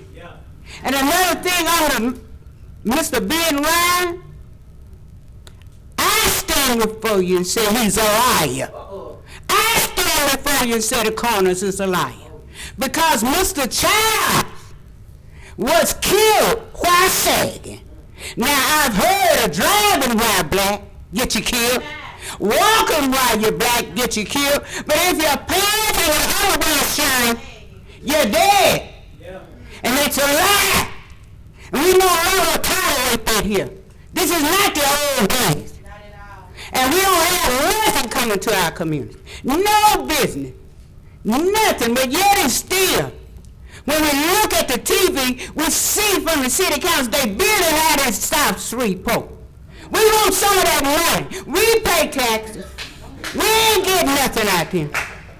And I appreciate y'all allowing us to come before. But I want you to know that this is not the first time and the last time.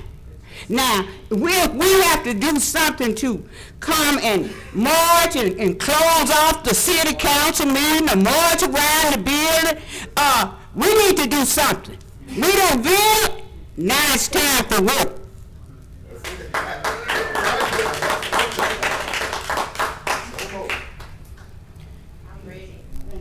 Mr. Darren Dixon.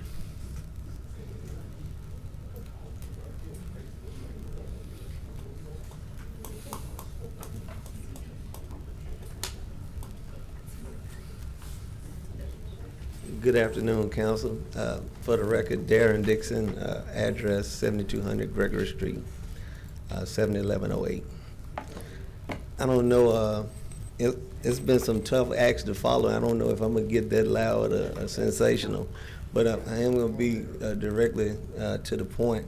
And I rise to speak about ordinance number 27 and my concerns about that, as it relates to how it can impact businesses. And let me get this disclaimer. I'm not standing here on behalf of the Shreveport Chamber. No, I'm past chair, but I'm standing here as a citizen that's concerned about, that have worked with minority contractors and businesses over the years. And I understand the challenges they have with getting contracts with the city. I think over the past few years, I've seen a uptick in minority contractors, be they engineers and what have you, that have been able to access government contracts, and I don't want to see that stop with them having to come before a council. And not to say your job isn't important, but it is.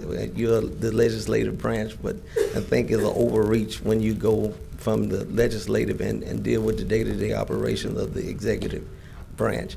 So my plea is to you all think about that seriously and consider repealing or withdrawing this and seeing how you all can work together to be prudent with city dollars, but also don't put a hindrance in the way that may give the opportunity for businesses that we work with. That's my plea. Thank you. Thank you, Mr. Dixon. Taylor Jamison.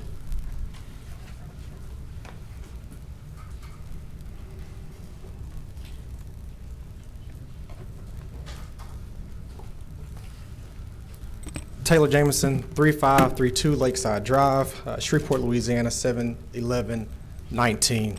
I too share the same feelings as Mr. Dixon when it comes to ordinance number 27. I feel like the city council and the mayor should really look at this and take some time to really see if there's another way for this to occur. As Mr. Dixon say, I'm coming here as a concerned citizen. I'm very concerned as to the way that this could lead. I think you guys are all responsible up there, and I think the mayor is extremely responsible. And I have the utmost faith in his decision-making on for contracts, being able to pick minority vendors. So I would ask you guys to table this, think about this some more, and hopefully we can come up with the resolution. Thank you. Councilman Nicholson. Mr. Jameson, thank you for being here today. You are the president of the African American Chamber of Commerce, is that Correct. You know, I have been just completely taken aback by the suggestion on social media and elsewhere that Ordinance 27 would adversely impact minority contractors. I do not understand that concern, and I will, for the record, again articulate what Ordinance 27 would do if it were passed. Sure. Ordinance 27, firstly, would require the city's purchasing agent to rewrite our purchasing policy. I think that's a housekeeping exercise that should have happened a long time ago. And I don't think there's any objection to that part of Ordinance 27 from your constituents. Is that right? Or do you know? I'm not able to comment on that right now. And then another part of Ordinance 27 is, in its present form, requiring a competitive bidding process for bond counsel. At the request of several members of the council, I agreed last month to separate that from Ordinance 27 and withdraw that and possibly bring it back at a later time if and when it was apparent that 5 members of the council would support it. Sure. I think that the part of Ordinance 27 we're discussing is the idea that there should be some threshold beyond which the council has to approve contracts and expenditures, and at one point in the past month, the majority of the council supported imposing a $500,000 threshold. And so that would mean that only the very largest contracts and expenditures that the city makes would be subject to final review by the council. Why do members of the minority community think that they would be disadvantaged by having this council consider contracts above that amount? How would that harm anyone in the minority community? Sure. I can't speak on the minority community as a whole on this particular issue, but I know myself, the mayor has told me personally that he has a vested interest in minority participation. That's what I'm going off of, and I can trust that. So I'm going to entrust in the mayor to uphold that, and I want to see him do that. And I think we should hold him accountable to do that, and we should allow him to do that. And I will also say that I am supportive of the city's Fair Share program to the extent it is used to build minority capacity. You know, I have white people in my district. I have African Americans in my district. I represent all those people. And you know, some of the things that have been said on social media about this ordinance are just astonishing. Sure. I mean, one person whom I don't know suggested that I was Stalin because I wanted to have a $500,000 cap beyond which we would review contracts. Mm-hmm. I really, and this is not directed to you. Sure.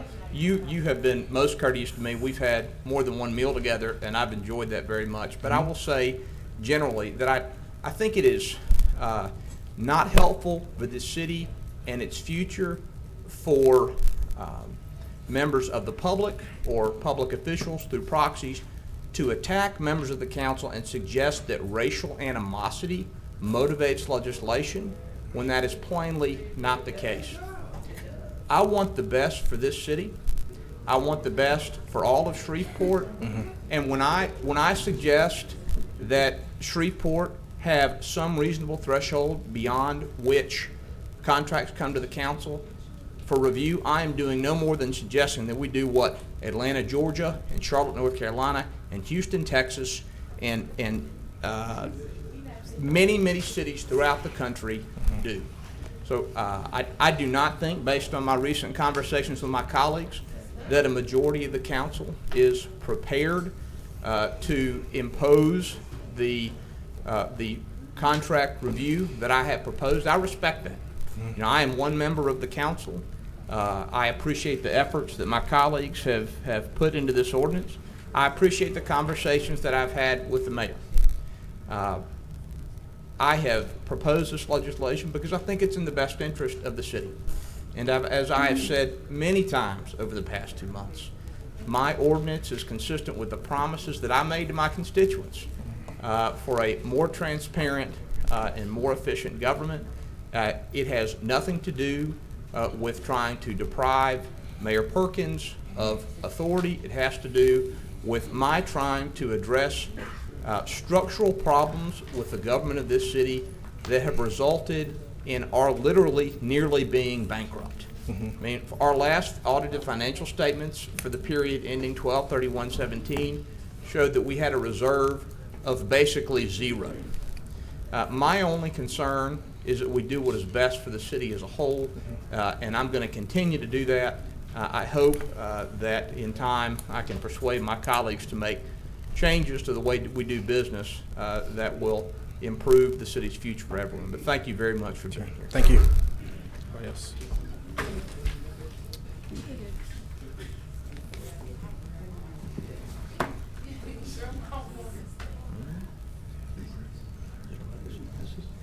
Mr. Lester Smith, have you spoken? I'm sorry, I have your card, and I don't know if you have or not.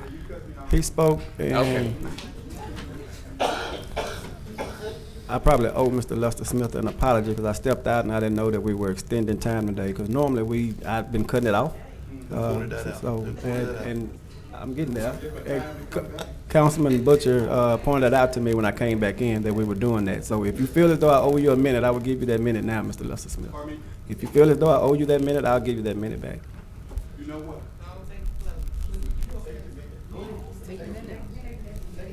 Let's make it. It's my fault for getting all this extra time out, so. I mean, normally I don't. I try to run the 3 minutes, but I just. I wasn't sure the meeting was gonna go long enough for me to complain about being hungry. I pretty much said all I really had to say, and I do want to commend our mayor in his efforts. I know he's get beat up on every corner, but I support you, Mayor. I stand with you, and it's just that we need to work together. We can have these shouting matches and bickering, but at the end of the day, if we want this city to progress like you all say you do, we're going to have to work together. You cannot say one thing, when these cameras are on, and then your actions are altogether different when it's voting time. That's what I'm talking about, when it's voting time. So if we want to really bring a change about, we got to work with the police chief. We can't say that the police department is beyond repair because we have to have police. We have to have them, so we have to work together. We can't say that this council is dysfunction and, we want to remove you. We have to work together. And I think a lot of times people come and they get elected to a position and then they get elected because they want somebody to like them. I don't care whether you like me or not. Treat me right. Be fair by me. That's the thing that we need to stop saying, well, I want somebody to like me. I don't care who like me. I really don't care who like me because I'm big enough, grown enough to stand my ground. Say what I say and mean what I say. But I want to be sure that you treat me right, that you be fair by me. That's what I stand on. And thank you, guys. Wait. I'm sorry, Mr. Smith. I'm sorry, Smith. Councilwoman Fuller. Yes, ma'am. Okay, so what does the Citizens Review Board or committee look like to you? It's It's a board that really the makeup is of citizens with some professionals, because we have to have like lawyers, people that understand the law. I've talked about maybe getting some of our retired judges or somebody to be on that board as an advisor. So how would you say we go about appointing? Should we look for nominees? How do you think we should take nominees if we decide that we want to go ahead and put together a citizens review board? I think we should get the people that are going to stand up and most active in the community at confronting those issues where police behavior is concerned. To have a record, not being overly dramatic with it, but have a record of standing up with fair and impartial judgment. That's the main thing. See, because the board shouldn't be out to destroy police or crucify police, but it should be, the purpose of the board should be to hold police officers accountable, you see. And we need a preacher, we need entrepreneurs, we need former judges and lawyers, we need all those type of people, but it need to come from the grassroots. And I say that because the grassroots are the ones that's being infected and affected by what the police officers do. I agree with you, and I've heard that all over my community, black, white, rich, poor. I've had people say they've been harassed riding their bicycles downtown at night and not being treated with courtesy. I've heard lots of things like that. I've had people be pulled over in their rental cars, and I've invited them to come speak, not rental cars, but cars they're trying to sell with temporary tags, and I've invited them to come and speak about the issues that they had, and I've talked to Chief Raymond about that. And I don't want to get into that because I'll be the one complaining that I'm hungry in about an hour because we've been here too long, and it'll be my fault. But let me ask you this. How do you feel about the suggestion that we already have a civilian review board because we have 5 civilians appointed by the mayor on the civil service board? Correction, Councilwoman, the mayor didn't appoint those 5 individuals. The Southern University and LSUS makes those appointments, not the mayor. Okay, so that's one thing right there. No. So it's just not gonna. There's no way that can be good No. enough. They're being suggested by the academy. No. The academics rather. So we really do. So I guess it's going to be up for us would it be public safety to determine how we move forward with creating that. I'm not on that committee, so I wouldn't get to vote on that. That's a problem. You know, I remember in '72 I was a sophomore at Southern University, Shreveport, and I was at home. I worked at Dobbs House. Come home 11:30 to do homework, go to school the next day. Loan my brother my car, and about an hour later I hear gravel flying everywhere. My brother beating at the door. Police officers come in my house and beat me mercifully. Asked one question: what did he do? And they just come from everywhere for asking a question. So if anybody in this room should have a problem with police officers, it should be me. But I'm willing to let the past, some things stay in the past. Some things I'm not going to leave in the past. I'm going to keep it up front and present. But because we have to work with police officers to make where we all live safe, I have to sit that on the back burner. But I don't forget what they did. I went to our black leaders and they said, what you going to do? I said, I'm going to do what y'all tell me to do. I'm not going to call names because one is deceased and one is still alive, but they left me out there high and dry. Well, the one thing I hear quite often is that we have to keep our head down because we never know where retaliation is coming from, but I think that we are past that now. Yeah, that's true. All right. Yeah. It won't be the end. This will not be the last time we talk about it. Thank you, Councilwoman. Mr. Chair. Councilman Green? For those of you that will remain for our meeting, we had a citizen to give us 2 cases of cupcakes, and you all can feel free to have some after the council finish.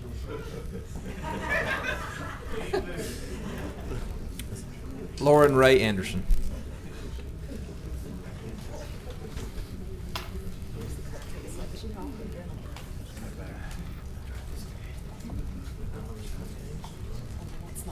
Lauren Anderson, 247 East Lister, 71101.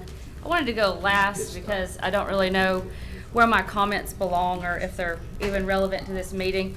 But recently I took an international trip and I flew out of Shreveport International Airport. It's not an international airport yet, but Shreveport Regional Airport. And I had layovers in like 3 other international airports, and in comparison, the Shreveport Regional Airport is awesome. It is easy, accessible, fast, clean, and I think it's a great representation of Shreveport. There's a corridor with an art installation by 2 current and local artists that I wish people could see even if they're not flying. So, yeah, I don't know who to thank or praise over that. I hear y'all talk about the airport, but anyway. So the accessibility of the airport and the manageability of it, I think is a great representation of Shreveport, because I had a friend visit from Houston last summer, and we were just running around town, partying, Ubering, lifting, and she made the comment that it's just, Shreveport is so manageable. Like, you don't have to sit in traffic for 45 minutes in the hot sun to get anywhere. So whenever this is probably an issue for the MPC, but whenever you're thinking about zoning, rezoning, things like that, like the area Mr. Arsenault was talking about, like, he scoffs over the fact that it's residential when it should probably be part of the commercial wasteland that's there right now. Those areas are zoned residential for a reason. Not everybody drives, not everybody can drive, not everybody wants to drive. Some people walk, some people bike, some people are in wheelchairs. I was just thinking of somebody I know, she has seizures, she can't drive. So those areas, they make it difficult for people who don't drive to have access to those goods and services. So that's just something I would like for y'all to consider. Thank you. Thank you, ma'am. Those are all the requests to speak, Mr. Chairman.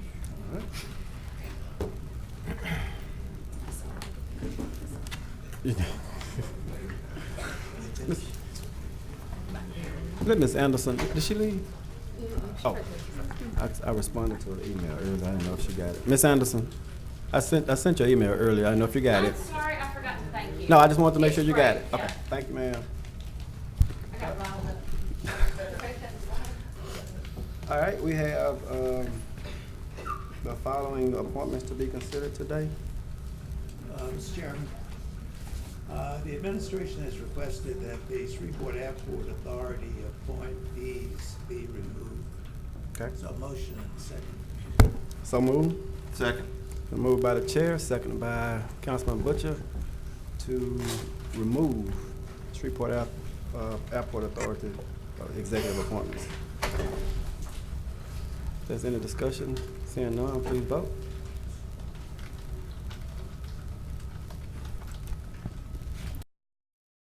Passes with 6 and 1 out of 10. We have Assistant to of Streets and Drainage, Mr. Edward Savannah.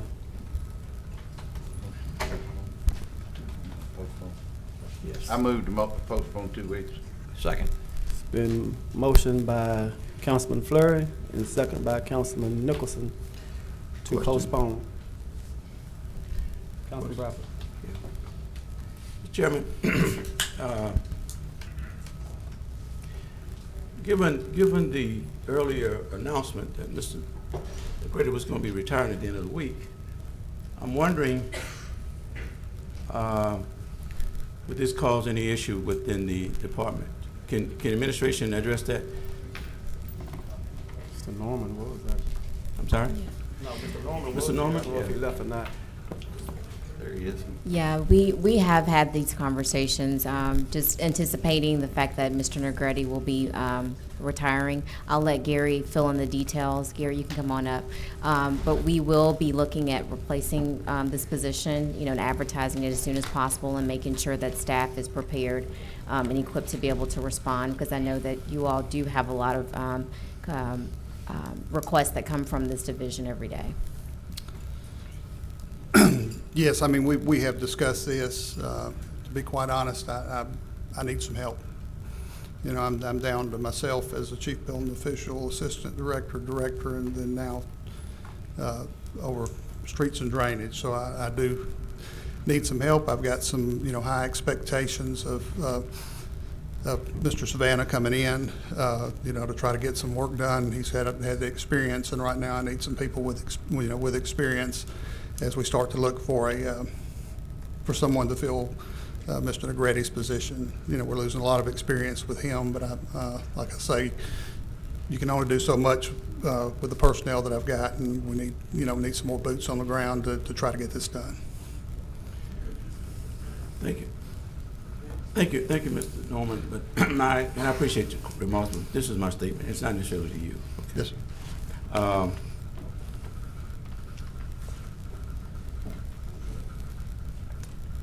It's been 3 weeks ago now since our last meeting. Mr. Savannah came before us, presented himself, his experiences, qualifications, what he would like to see in this department, and as well as what he feel he could contribute. And I thought we received that. It was mentioned earlier that we get a lot of feedback from social media. Social media doesn't affect me at all.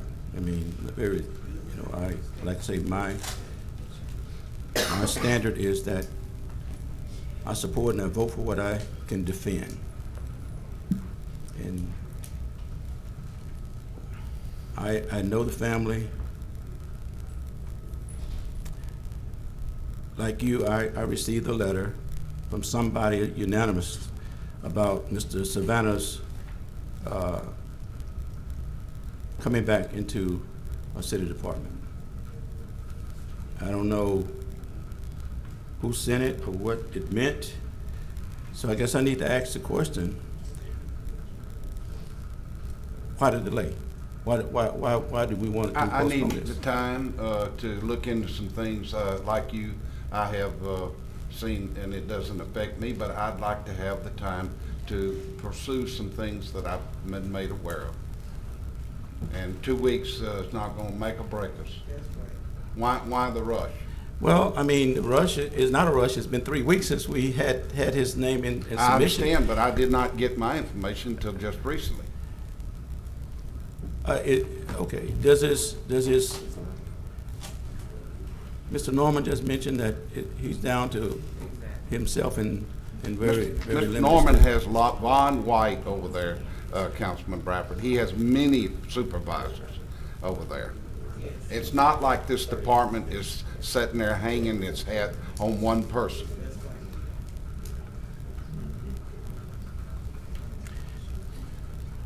We can go ahead and vote. It doesn't matter. Well, I'm just saying, postpone or not, if it doesn't work out, then it'll be hanging on your hat. No. I'm sure that the administration, the mayor specifically, vetted Mr. Savannah. He recommended Mr. Savannah. And if he didn't think Mr. Savannah was qualified, then he wouldn't have recommended Mr. Savannah. So Mr. Savannah's performance in this position would be the responsibility of the mayor to deal with Mr. Savannah. I'm not going to deal with Mr. Savannah. I deal with a lot of people in my day job that I won't be evaluating Mr. Savannah, but I will trust that the mayor would not have brought him forward if he didn't feel confident that Mr. Savannah could do the job. And I'm saying, with the depletion of the department, I just don't know what 2 weeks would do as in regards to bringing back something that you feel like is detriment to Mr. Savannah coming to work for the city. If that's the case, then I can understand that. But if it's a rumor or something that we No, Councilman. It's not a rumor. Okay. But I'll say this to you. Okay. As once the president said, I trust, but verify. And that's all I'm trying to do. I trust the mayor, but I just want to verify, okay? I understand. Okay. Council, a quick note on the record. Can we see the letter? I don't know who received the letter. I don't know the contents of the letter. I have no idea. I don't even know where I got the letter from. I got the letter right here. Oh.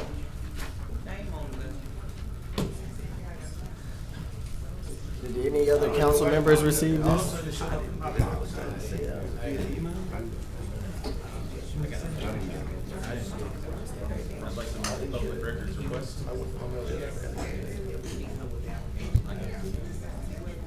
I've heard about it, but they don't even have a name.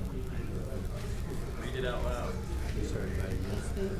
I don't have a name.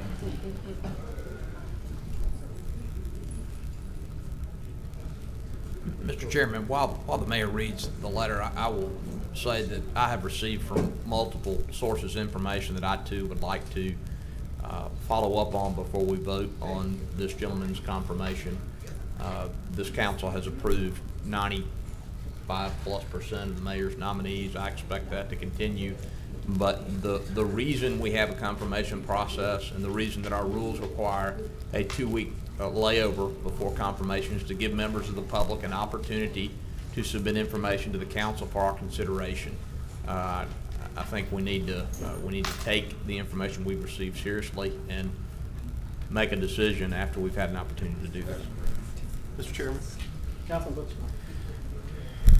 I guess that this agenda was posted probably on Friday, and this was put back on here Friday that made the public notice this, because I too have received some phone calls about Mr. Savannah and his performance. All of it is rumors, and I would like to verify this. I think that due diligence is something that we need to do. I would like to verify it. I have graciously postponed and seconded postponements over the last 4 or 5 months, and I think that we need to just take an extra 2 weeks. I don't want to cause any harm to Mr. Norman, which, by the way, answers my emails within about 4 minutes and makes me look like a hero 90% of the time to most of my constituents, because he takes care of business. But I do think let's just let Councilman Fleury get the answers that he needs, and maybe we'll get the answers we need, and then we can move forward. Thank you, Mr. Chairman. Oh, he's over there.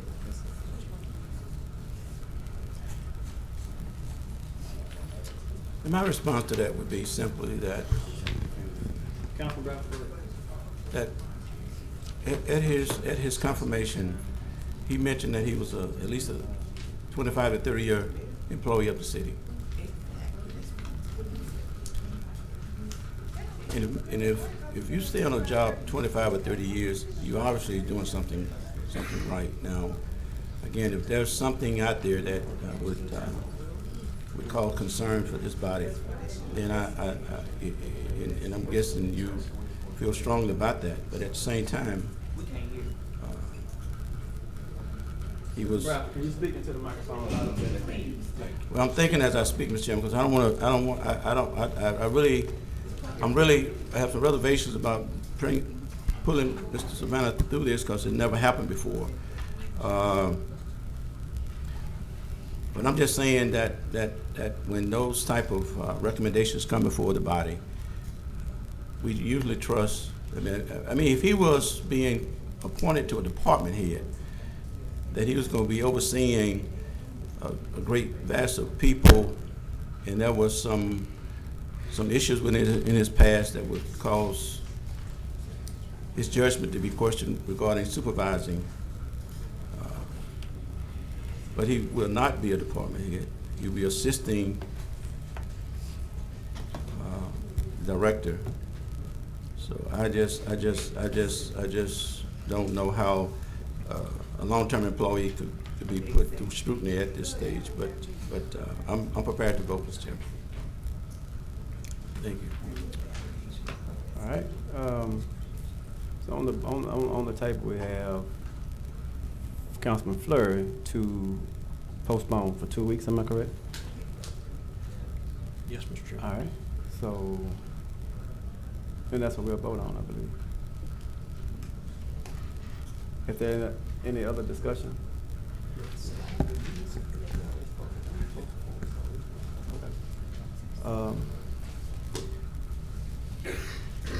I just saw the letter. Let me say this. I just saw the letter. I hadn't seen it. Didn't know anything about it. Does it constitute for delaying? Postponing? I don't know, but I mean, I think it's a serious. I think it's a serious letter.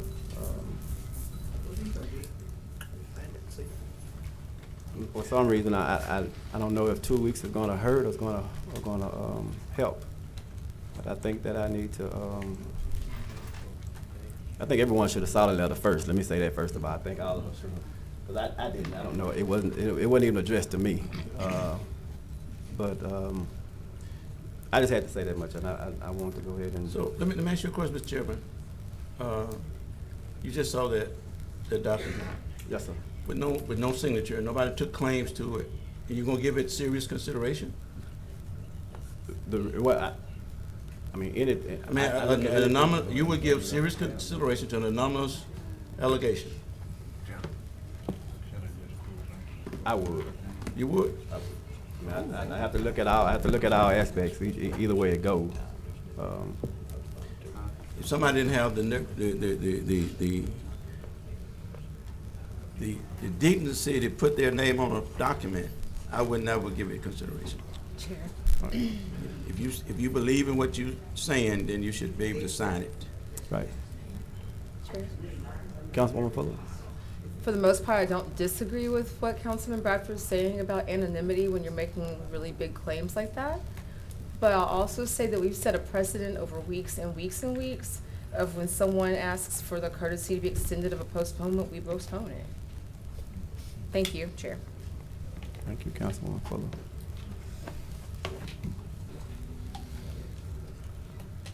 Okay.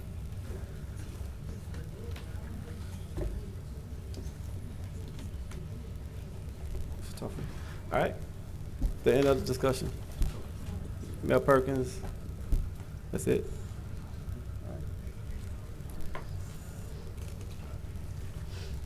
Call for the vote. Put to postpone, correct? 2 weeks? Vote.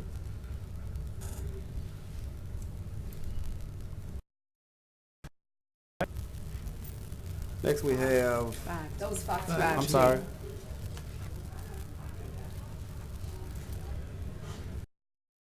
Two. 5-2. I hit the wrong button, Mr. Chair. I read it wrong. Either Reconsider. we can reconsider, but it'll still be the show for the record that it was. Yeah, I was voting no. We do it postpone. You want to change your vote? Yeah. But he can change it. Is there any objection to Councilman Green changing his vote? Okay. It'll still be the same. Yeah, I just hit the wrong button. Okay. So we are. All right, now we're going to Assistant Director of Recreations and Athletic and Sport. Move to adopt. Mr. Pershing Miro. I second.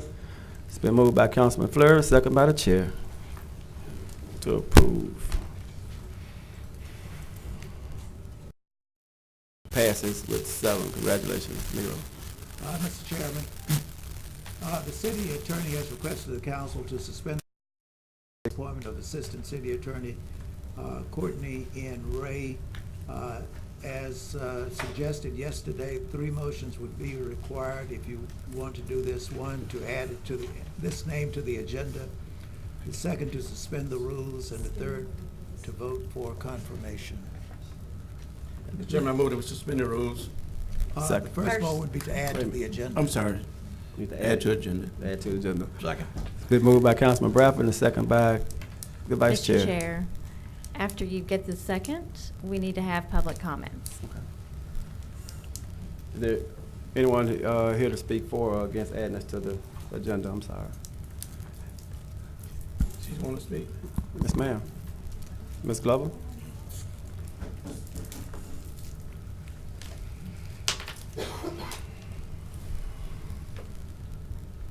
John Glover, 8100 Pines Road, apartment 3G, Shreveport 71129. Yesterday, when I sat in the work session, there was the conversation of you all having to take a 3-step whatever to be able to do what you're asking to be done today.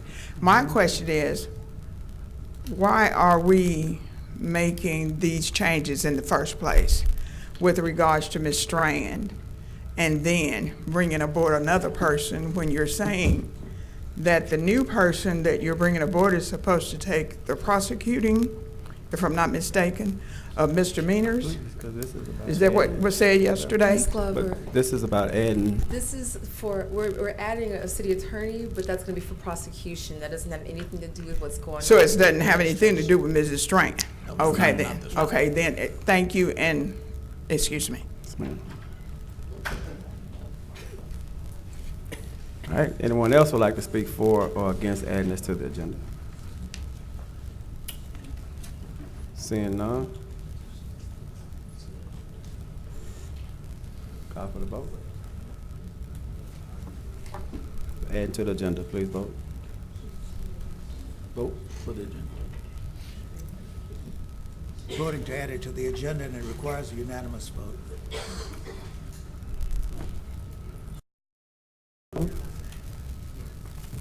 Next is a motion to suspend. So move. Second.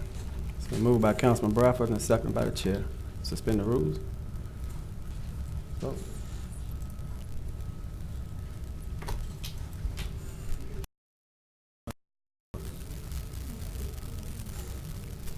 And now. Move for confirmation, Mr. Chairman. Moved by Councilman Bradford and seconded by the chair. Confirmation. Please vote.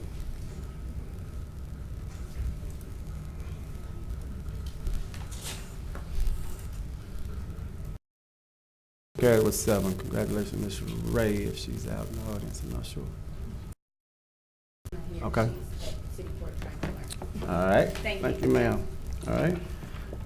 There are no items on the consent agenda for introduction to be adopted. Mr. Thompson, please proceed with regular agenda legislation. Resolution 57 authorizes the mayor to accept a monetary donation of $75,000 from Judah and Astrid Hertz to be utilized by the Shreveport Public Assembly and Recreation Department for Project Swim. So moved. Second. Moved by the chair, second by Councilwoman Fuller. Please vote.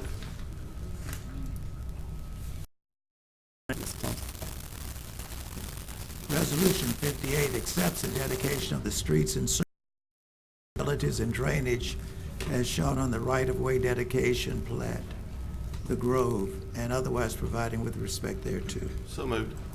It's been moved by Councilman Butcher and seconded by Councilman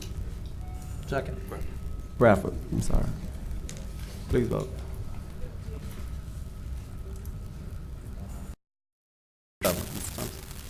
Resolution 59 to recognize Mr. Ralph D. Ballantyne. Postpone. Move to postpone for 2 weeks. A second postponement. Moved by Councilman Butcher, seconded by Councilman Bradford. Postpone. Postpone number 59.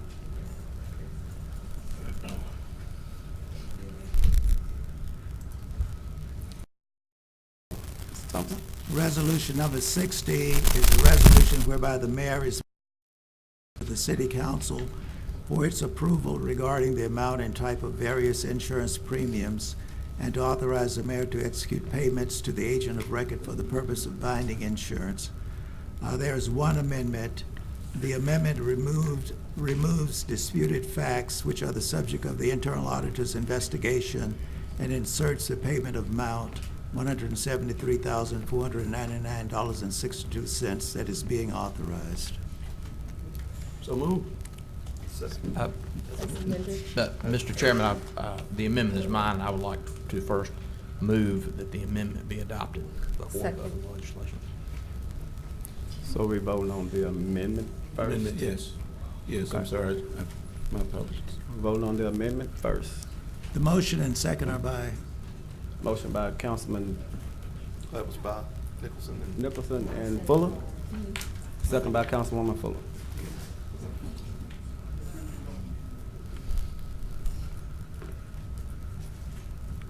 Wait on me. Motion carries with 7. Mr. Thompson. As amended.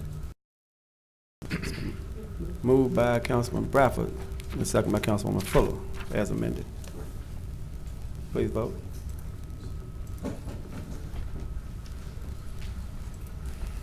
Motion.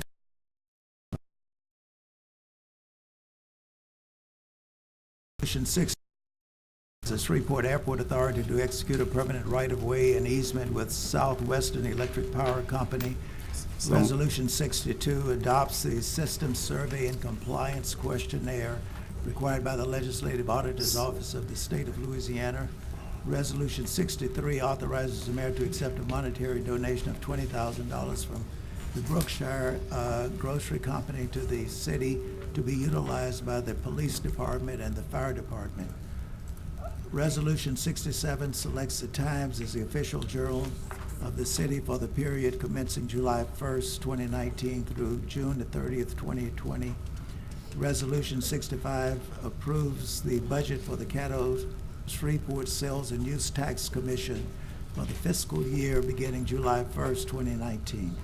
There a motion to introduce these resolutions? So moved. Second. Moved by Councilman Bradford, second by the Vice Chair Nicholson. Green, sir. Councilman Green, I'm sorry. Moved by Councilman Green, second by Councilman Nicholson. There's no other discussion, please vote. Mr. Chairman, there's no vote necessary on the introduction. On the This is the introduction. change Sorry about of, recent change to the council rules of procedure. Just thought about that. Yes, ma'am, you're correct. We're now under introduction of ordinances. Ordinance 58 rescinds ordinance 33 of 2009, 54 of 2011, and 136 of 2013, and removes vehicular flow restrictions on Baker Street, Fannin Street, and North Street in Section 39, Township 18 North, Range 14 West.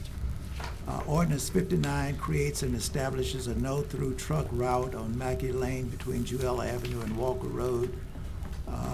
Ordinance 60 creates stop intersections in the Lucian Field Estates and otherwise provides with respect thereto.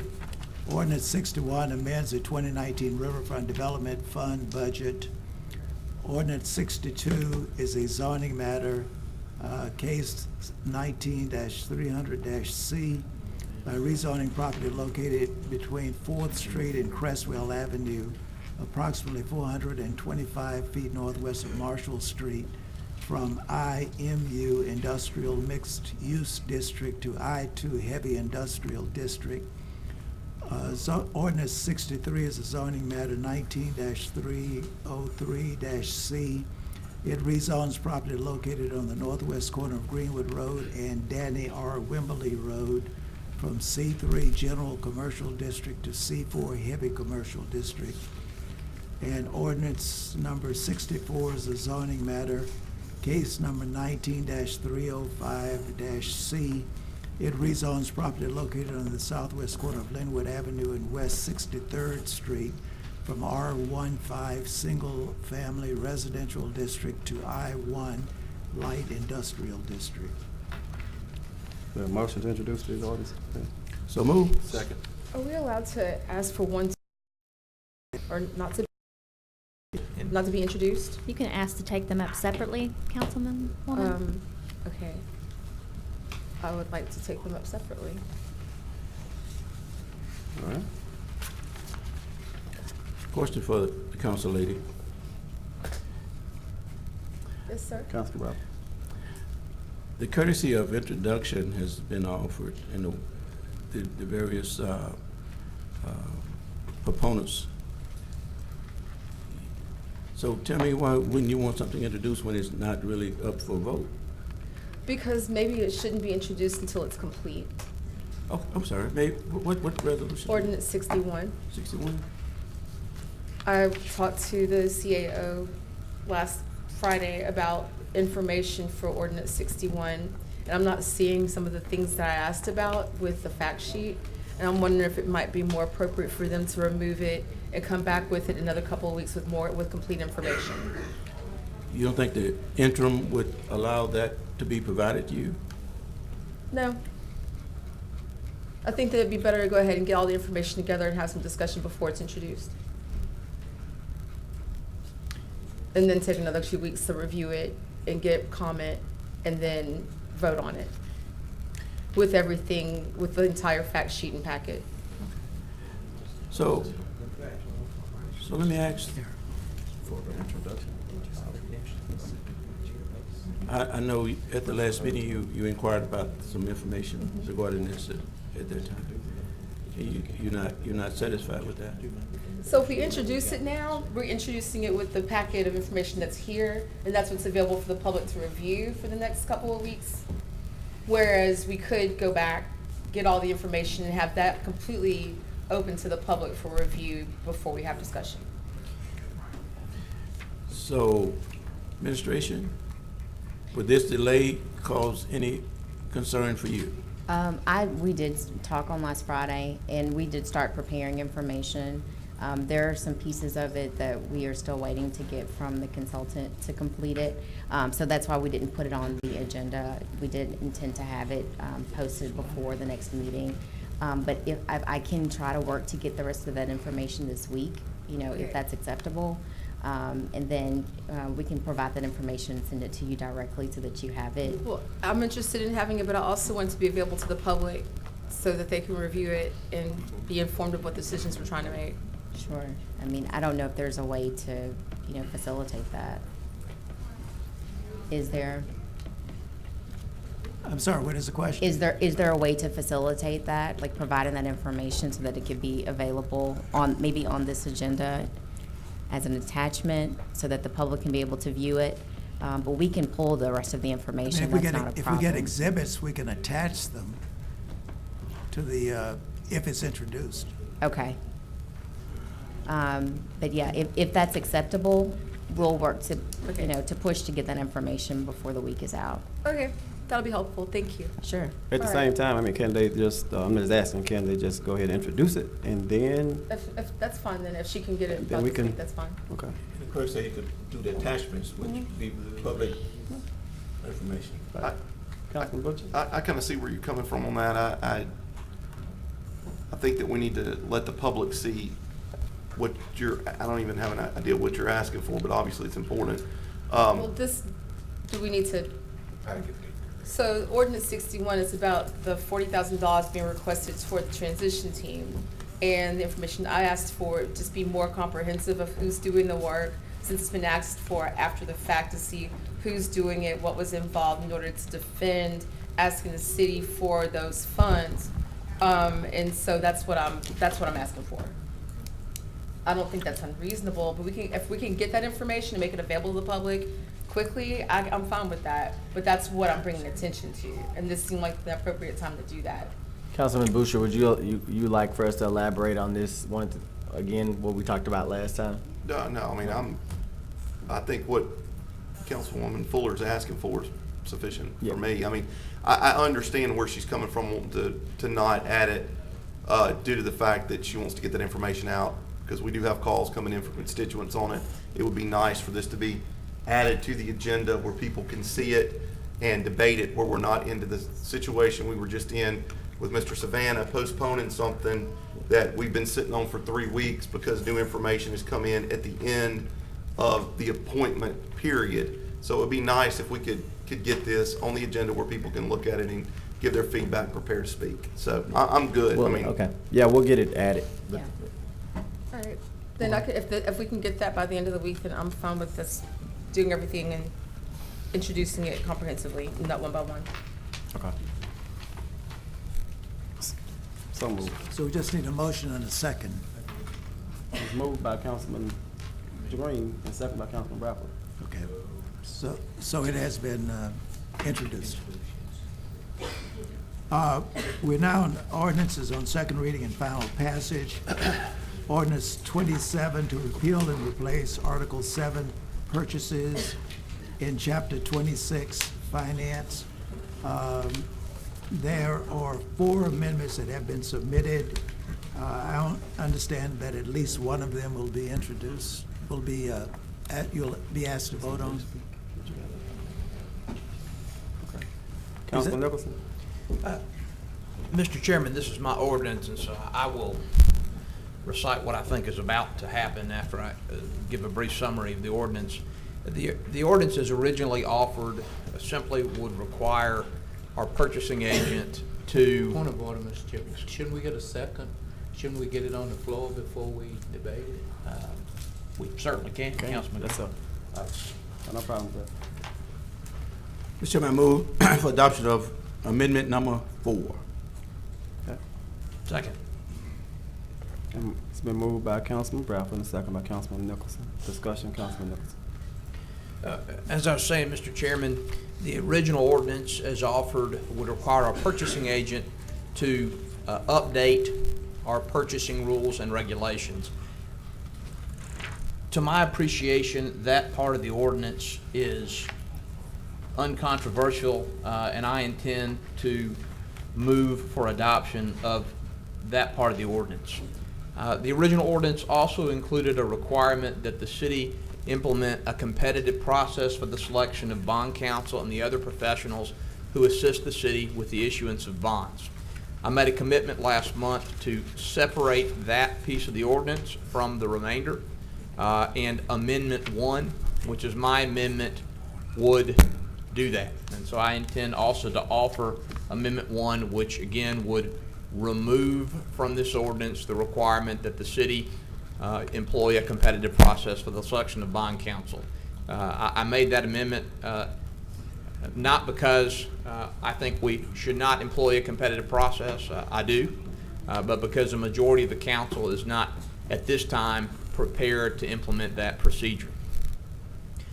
Amendment 2, which also is my amendment, if adopted, would require the city and the administration to obtain city council approval for all contracts and expenditures exceeding $100,000. I recognize that this would be a significant departure from the way that Shreveport has done business for decades. The mayor and his staff have expressed concern about the administrative burden that requirement would impose. I am not convinced myself that our staff would be unable to carry that burden. Many other cities have lower thresholds, and I'm confident that in time appropriate procedures could be implemented to bring additional public scrutiny and sunshine to the city's expenditure of funds and execution of contracts. But both the mayor and a majority of the council do not agree with me. They think that would be too burdensome and that it is not worth the administrative effort. During our last meeting, Councilman Fleury proposed an amendment which would have raised that threshold to $500,000. At $500,000, the contract review threshold would require only the largest contracts and the city's largest expenditures to come before the council for approval. Many cities around the country have this requirement, and again, if a majority of the council is not in favor of a $100,000 threshold, I would support a $500,000 threshold. Not because of, as has been suggested, who the mayor is or what he has done, but because when I ran for office, I promised good government and transparency and integrity, and I believe this procedure, regardless of who is in the mayor's seat and who is on the council, would move Shreveport in that direction. It is apparent to me from my recent discussions with my colleagues that a majority of the council is not prepared at this time to support that amendment. I hope that further conversations with the mayor's office and with my colleagues will allow us to agree on some threshold, some amount beyond which council approval will be required. I think that's in the best interest of the city. I think it will help the city not only for the next 4 years, but for decades and generations to come to spend its money more responsibly, and I will continue to advocate for that rule to my colleagues and to the mayor. But we're not there yet. And so for that reason, I will withdraw and not offer Amendment 2 to this legislation. Amendment 3, as I said, was offered by Councilman Fleury. He's advised me that he intends to withdraw that. Amendment 4 was offered by Councilman Bradford. He intends to withdraw that as well. And so my hope is that we will adopt Amendment 1, which will remove the bond counsel and bond professional competitive selection process from this ordinance. We will pass the ordinance requiring our purchasing agent to work on our purchasing rules and regulations, and that after further caucusing, we can reach agreement on some of the other changes that have been proposed in this legislation. Thank you. Question, Mr. Chairman. Was the motion on number 4, amendment number 4? The motion was made to start the debate, and I'm prepared to withdraw my amendment, I think the council chair has very well expressed the sentiments of the council. And at the proper time, Mr. Clerk, I'm going to withdraw my amendment to support Amendment 1. Not amendment. Councilman Bradford, you will withdraw Amendment 4, which To is your support. amendment. Yeah. Yes, sir. And Councilman Blair, you will withdraw Amendment 3. Yes. And I will withdraw, Mr. Thompson, Amendment 2. And Right. with those amendments withdrawn, I will move for the adoption of Amendment 1. Okay, Which is what? My confusion was, I thought Because that everybody's Mr. confused now, so which is what? Amendment 1, Mr. Chairman, as I attempted to express, is Start the debate, because we had to start with 4. I think you need to withdraw that motion. Yes. Okay. The clerk, just proper protocol. Okay, since I made the motion to start the debate, I'm gonna withdraw my motion. I'm gonna withdraw my motion to adopt Amendment 4. And I'm going to remove Amendment 4 from the ordinance. And Mr. Chairman, I also ask that Amendment 3 be removed. And Mr. Chairman and Mr. Thompson, as I said, I request that Amendment 2 be removed so that only Amendment 1 remains. Okay, and is there a motion to adopt Amendment number 1? The chairman has requested that I restate the purpose of Amendment 1. Amendment 1 will remove from this legislation the requirement of a competitive selection process for bond counsel and other bond professionals. That is a piece of the legislation that a majority of the council does not support at this time, and so I am moving to adopt Amendment 1 to remove that portion of the legislation. And what remains, with the amendments withdrawn and with Amendment 1 passed, will be an ordinance that requires our purchasing agent to revise our purchasing rules and regulations, which, as I've said, I believe is not controversial, and I think we should pass and move on down the road. Is there a second to Amendment number 1? Second. All right, I still got Councilman Green up to speak. I'm yielding, before the second, I'm yielding to the mayor. I thought I saw the mayor's. I was just gonna save my comments to the end, Councilman. If there's any other comments, I just wanna go at the end, if that's okay with the council. Okay, Councilman Butcher. Councilman Green, I'm sorry. So my understanding is this particular amendment is just to do the housekeeping? Well, the amendment removes the competitive selection process for bond counsel. That is not housekeeping. Amendment 1 takes that out, because that was something that there was some disagreement on the council about. The remaining ordinance will require our purchasing agent to revise our purchasing rules and regulations, which is something that the city attorney's office has advised me needs to happen. This ordinance started as something very small and non-controversial, and I managed to grow it over the past 2 months. So once we vote on this is just to do what you just said? Yes, sir. Okay. But we'll need to adopt Amendment 1, and then we'll be back to the start of this legislation. Councilman Butcher. I want to just make a couple of comments real quick about the administration, and whenever I made a plea to them the other day, if anything was over $500,000 until we got to this point, Ms. Jones sent us an email on a $500,000 check that was issued, and I appreciate that. I also want to thank Mr. Hanson for having us up to his domain and showing us through the work that he's doing, as far as where we can go in and look at what checks have been issued. One thing that was really kind of interesting to me and kind of speaks to why this ordinance, as far as maybe a little bit of oversight to the 500,000, I do agree with Councilman Nicholson. However, I don't think that there is enough votes for that right now. So, I understand why he's removing that amendment. But one thing that stood out to me as we're looking through these checks, we were like, so Keith, show us how we can tell how many $500,000 checks and above we've written. And so he showed it to us, and it generated this neat spreadsheet. I get to looking down the spreadsheet, and there was a $24 million check issued the week before to a deceased person that had just died. And I'm like, whoa, wait a second, what's the deal with this? And Keith's like, I said, he's dead. Why are we paying him $24 million? And Keith's like, if you look, here's where it was voided. And it was.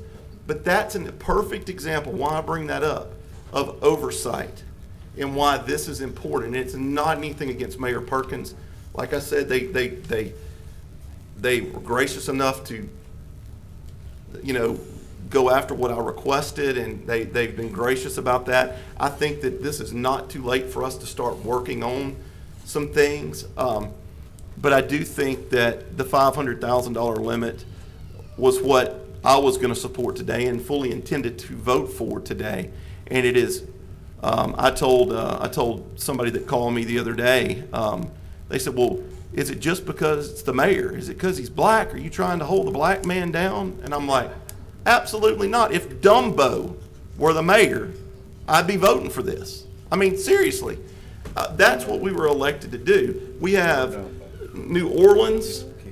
New Orleans does this, which we seem to be trying to look into doing a lot of what they're doing, which is great. I think they're a good city. There are several other cities that have a minimum on there. So I don't want there ever to be any misconception in social media or anybody sitting out here that this is anything other than business to me. It's nothing against the mayor. It's nothing against anything the mayor's done. We all make missteps. I've been in business 20 some odd years in Shreveport, and trust me, I have made many, many, many mistakes. And we're all going to make mistakes. And you know what we do? We lift each other up, we pat each other on the back, we dust each other off and say, hey man, I got your back, but this is how we're trying to help.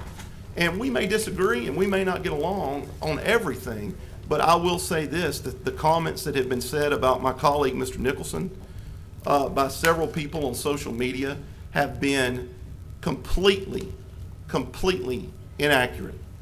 And this is business, guys. You know, you elected us to come up here and do what we felt was right. And I'm only here 3.5 more years. Councilman Nicholson's only here 3.5 more years.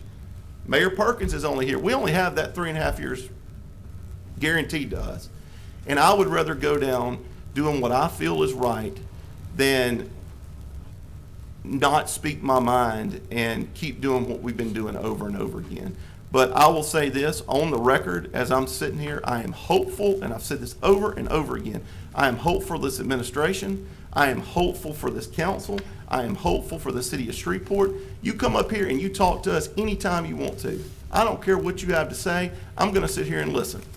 I got up for the first time since I've been on this council and walked out while somebody was speaking because my daughter called me twice, and whenever she calls me twice in the city of Shreveport where we're having people shot left and right, the first thing I do is answer my 21-year-old daughter's phone call. That's the first time I've ever left this council chamber while somebody's talking. My phone number is published, my emails are always answered, and I'm going to tell you what, the heart of this council, Councilman Bradford, Green, myself, Bowman, Nicholson, Fuller, Fleury, we all are working nonstop along with the mayor and his administration to make sure that Shreveport is a better place. And we love your input, but for people to go on and say that we're being racist and trying to hold people back, that's not a fact. It's just not. So I just want to say that I support Mr. Nicholson's $500,000. I was prepared to vote for it today. Things didn't work out that way, but I hope that this will open a line of communications with the mayor's office. I appreciate what Mr. Hanson's done where I can go in and look at it, and you can be darn well sure that if I see something on there, I'm going to be calling the mayor and I'm going to be out here telling y'all about it. So thank you, Mr. Chairman. Sorry it got passionate, but it's a passionate deal we're doing here. I love Shreveport, and I think we all do, or you wouldn't be sitting through a 4-hour meeting. Thank you. We're not at 4 hours yet. We're getting there. I thought it was me. I had yield to the mayor. Well, go ahead. Sorry. Please. Thank you. Thank you, Mr. Chair. First of all, unlike Councilman Butcher, I'm old, so I have to go out sometime. I don't mean to go out on purpose, but I have to go out. But Councilman Nicholson, I'd just like to say thank you for what you've done today. I prayed about it, and I thank you for it.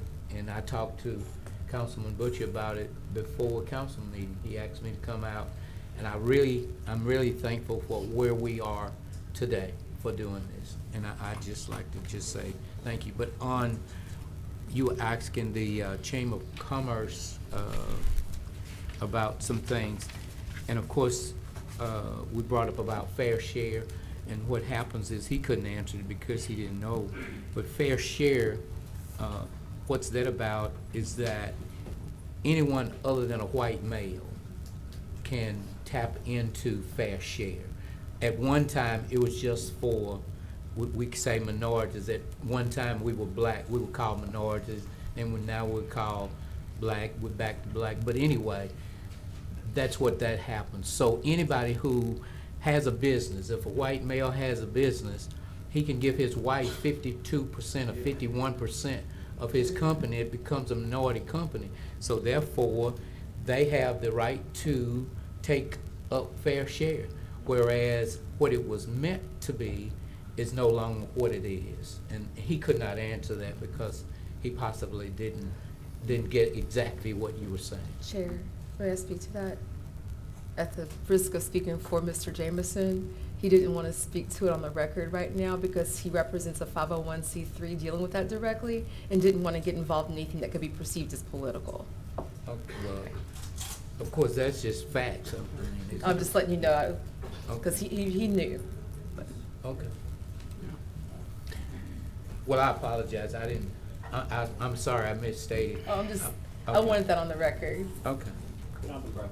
Mr. Chairman, thank you, and I would like to also express my appreciation to this body. I said before that if this council was in place 20 years ago, we would be far along in this city. The compromise that we reached here today is an example of this council not wanting to polarize this council or even create any further division of race in this city. The hearts of these gentlemen and this lady is pure. Okay. I trust them. We, again, I use this cliche and I have to keep using it, that we see things not as sometimes things are, but we see things as we are. But we see things clearer together now. But and whatever was levied toward you, Councilman Nicholson, on social media, I regret that we don't need that. But in response to that, in response to the mayor and some of the legislation that we've offered over the last 2 or 3 months, perception is that there is an attempt to reduce his power or authority as the mayor. That's perception.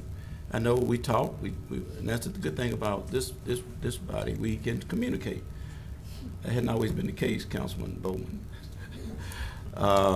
We can communicate. There's not a person on this council that we can't talk and get an understanding, a clear understanding. But perception has been, especially coming from the African American community, that this mayor is trying to do something that hadn't been done before, and that is to be inclusive economically. And he's getting challenged, and he don't think it's the case, but it's a perception. And sometimes perception, if not addressed like we did today, becomes reality in a certain person's mind. And I think we're going to work this through. The city is dependent on us to work this through. So we're going to move forward, I think, with the best interest of the city at heart. When we disagree, we just work through it. I told you before, me and my wife don't agree on everything, but we work through it. So thank you, Councilman, and let's roll up our sleeves and work for the next 3 years and 6 months and make it happen. Thank you, Mr. Chairman. Me and my wife always agree. Oh, really? Because she's always right. She's always right. I have Attorney Strand. I didn't know if Councilman Green needs to go first. Go ahead. Thank you, Mr. Chairman. So earlier, Councilman Nicholson made some comments regarding the city attorney's office advising on the purchasing policies and procedures and the need for it to be revised. And that, in working with you, Councilman Nicholson, in drafting this ordinance, that was some of the discussions that we had. But however, the city attorney has brought to my attention that she may want to speak on the legality of the actual ordinance that you're introducing. Well, Ms. Creel, you're present. My suggestion is if you have concern about the legality, you give us counsel privately. That was my That would be intention. my preference, yeah. And that is my intention. Thank you. Thank you. Councilman Green. Yeah, and also, Councilman Nichols, I just want to say this to you, that, and this is from my heart, that anybody that say that you are racist got to be wrong, because some time ago, we passed some legislation that was pertaining to a predominantly black folk getting a raise. And even though you were going to get some heat from your constituents, you stood tall on this council and you voted for it anyway. And you knew who the money was going to, you knew what was going to happen, but you stood tall. And I really appreciate that. And I just thank the Lord for you, because you stood like you're supposed to stand. Our reserve was low.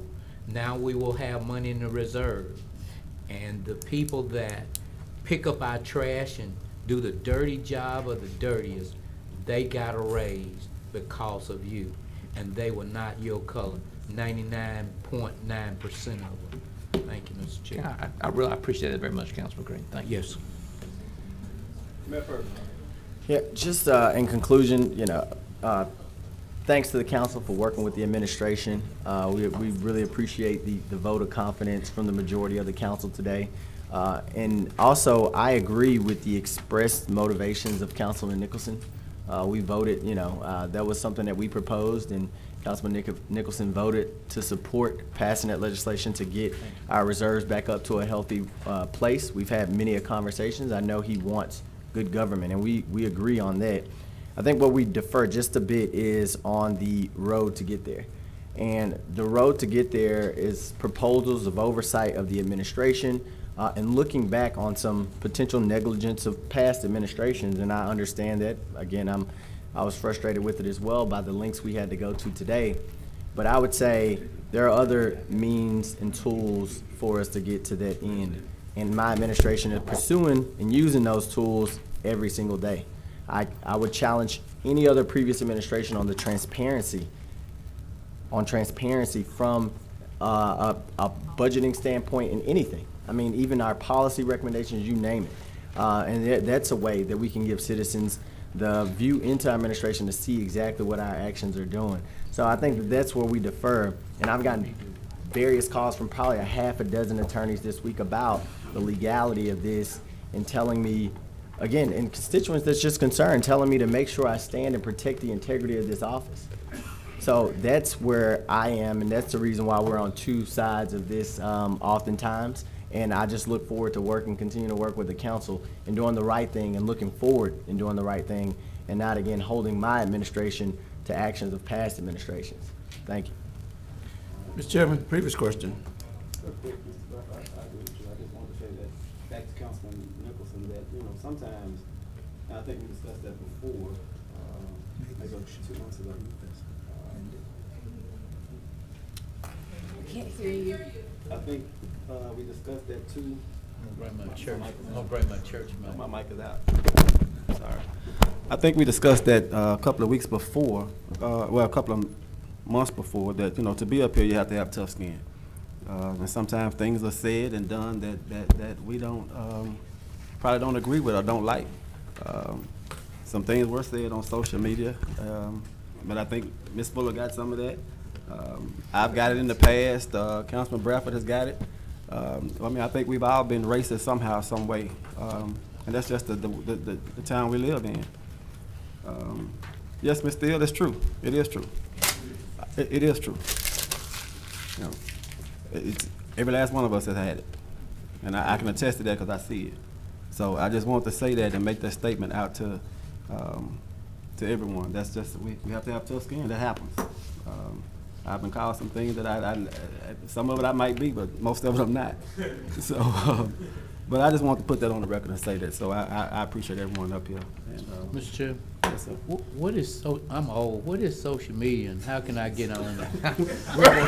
You don't want If you don't know, you you. can't go. Councilman Green, if you don't know, you can't go. Don't do it. Best you ain't on it, I guess. Councilman Bradford, Mr. Chairman, I call for the previous question to vote. Okay. This is on the amendment. Amendment 1. Yeah, Amendment 1. Amendment 1. Please vote.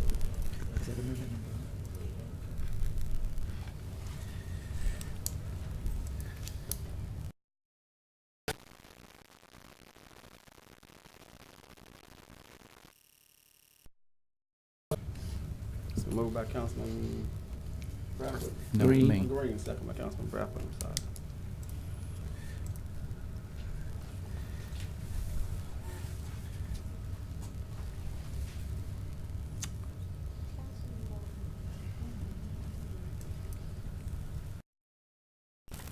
Motion carries with 7.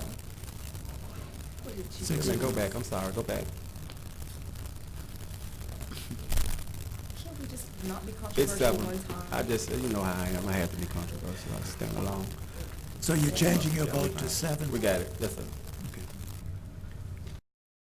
Chairman, we're now under ordinance 44, amends the 2019 general fund budget that concerns the school crossing guards. Mr. Chairman, can we postpone that? Crossing guards. I'll second that. I mean, I really would like for you and the appropriate parties to get together with the school board. I think there's opportunity Okay, here. I agree. Is the school board willing to? They are. I mean, because I don't want to say that again, because last time I got some phone calls and they said that they didn't agree the last time. No, And Mr. Chairman, everything is compromised. I Everything can be understand. compromised. I promise Okay. you that. Okay?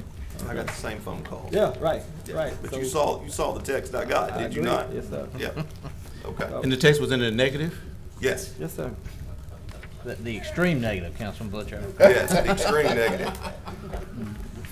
So moved to postpone. And I need to go on the record and say that I am not advocating for taking away crossing guards. We need the crossing guards for our kids. I agree with that. I'm speaking on the payments. That's what I'm talking about. And if I ask 95% of Shreveport who pays for crossing guards, I guarantee you they would have said the school board. And it's not. It's the city of Shreveport. So moved to postpone. But I second on postponing, but this is Chairman. something that we have to talk, we have to bring to the discussion and get it done. Mr. Chairman, I think that the discussion with the school board should be with the administration and not any school board members. I think we learned that from our last deal.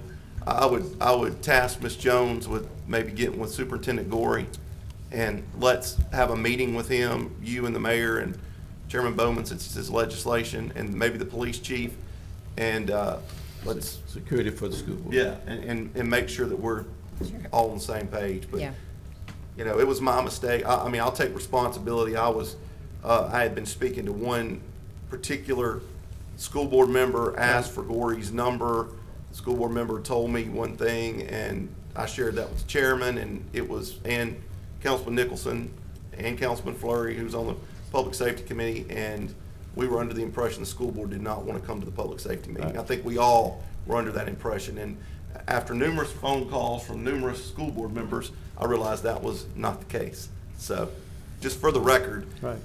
we were told that, but really, we probably should have followed, I should have followed different channels. So, But at the same time, Councilman Butcher, I don't think the Public Safety Committee was the proper venue to discuss. And at that point, I asked just to have a separate meeting. Right. Just a regular meeting with them And I was told that they were gonna, that Superintendent Gorey was gonna come here to that meeting, to the council meeting to speak to us on and off the record, and that didn't happen. So I'm going on the record to say that. And that was from him or from school board member? No, not from Gorey himself. Not from Gorey himself. This started in the Public Safety Committee by request of the mayor. Right. You know, when this all was brought up, it started in the Public Safety Committee. So that's why, that's where it was. And then it moved on into the full council. So anyway, I just wanted to go on record saying that I think that it probably was handled improperly on both ends.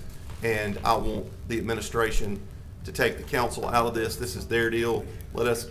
Y'all set up the meetings with them and then report back to us and tell us what you've come up with, and then we vote on it. Right.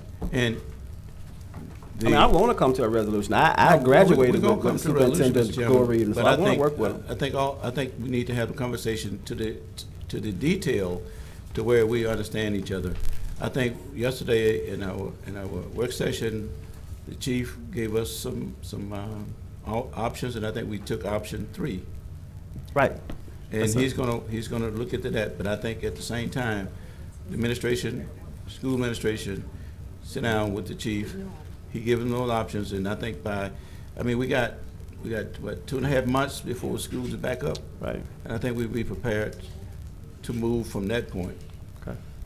That's my intent. Okay. All right. It was moved by Councilman Bradford, seconded by Councilman Green. We look alike, huh? Y'all's favorite today. Second by Councilwoman Fuller.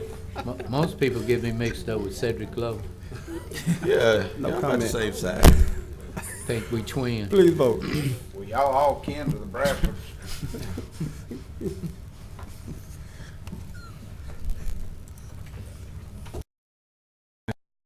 To the next meeting, am I correct? Yes. It'll be back on. Okay. Ordinance amends the capital improvements budget. This concerns or allocates funds for SPAR, a SPAR capital project from proceeds from the 2018 storm damage and cocoa marketing funds. So moved. Second. Moved by Councilman Green, second by the chair. There's no discussion, please vote.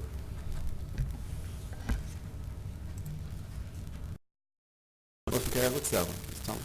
Ordinance 51 amends the 2019 general fund budget. This budget from the Judith and Astrid Hertz donation that you approved earlier. So moved. Second. Moved by Councilman Green, second by Councilman Butcher. If there's no discussion, please vote. 7.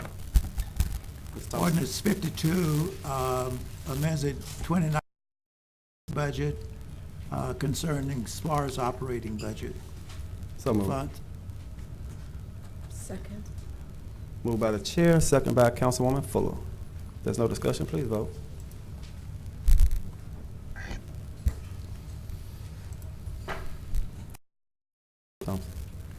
Ordinance 53 amends and reenacts certain sections of Chapter 94 of the Code relative to utilities.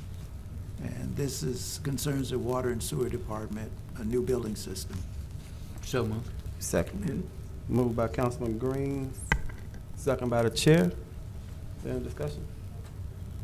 Please vote.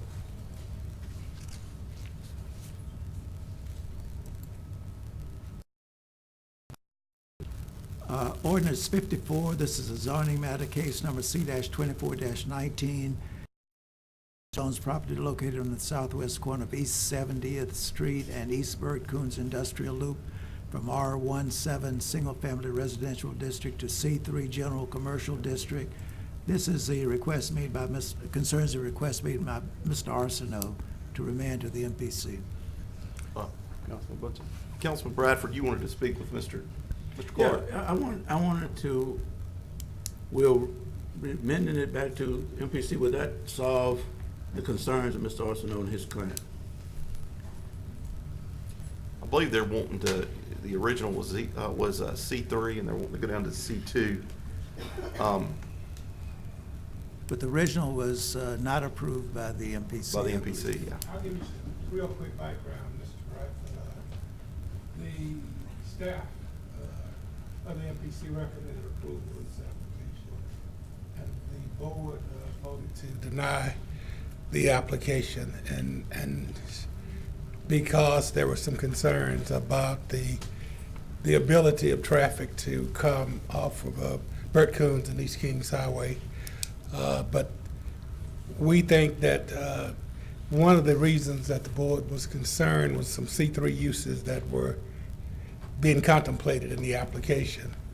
So if this is remanded back, we believe maybe the board would be more inclined to recommend approval to you. That shows government truly working at its best. Yes. Mr. Clark, if Mr. Bradford doesn't have anything else, I have a quick question. Yes, for sir. you. How did this piece of property was this something during UDC that it reverted to R1, or was it always been R1? It's always been sitting there to our knowledge, and we don't know why this small piece of property has just remained zoned. I think it was R1D prior to UDC, and so it just transferred over to R17. And there's a driveway that goes into the sleep clinic, correct? That's correct. That abuts this piece of property. That is correct. So any usage, will they have usage of that driveway? That was one of the points of contention, because the person that owns the sleep clinic was in opposition. Okay. So it did not appear. One other thing while I've got you up here, and this is kind of off the subject, but I would like to know any properties, and this is something I would hope your staff could come up with. Yes, sir.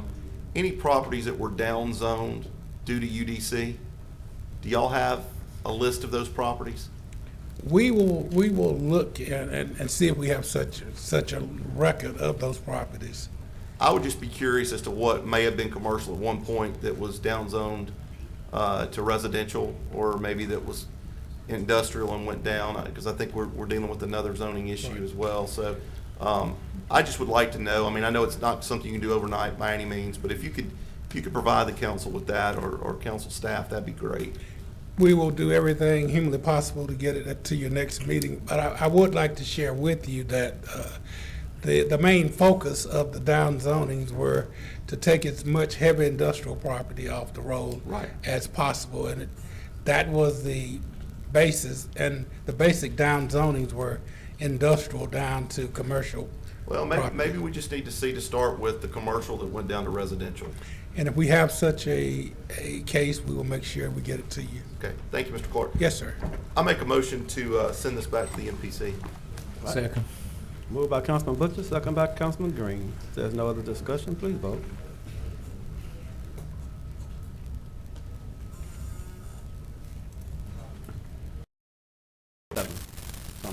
Ordinance 55 is a zoning matter, case number C-25-19. It's property located at 1925 Cross Lake Boulevard, from C1 Neighborhood Commercial District to R17 Single Family Residential District. So moved. Second. Moved by the chair, second by Councilman Butcher. If there's no discussion, please vote.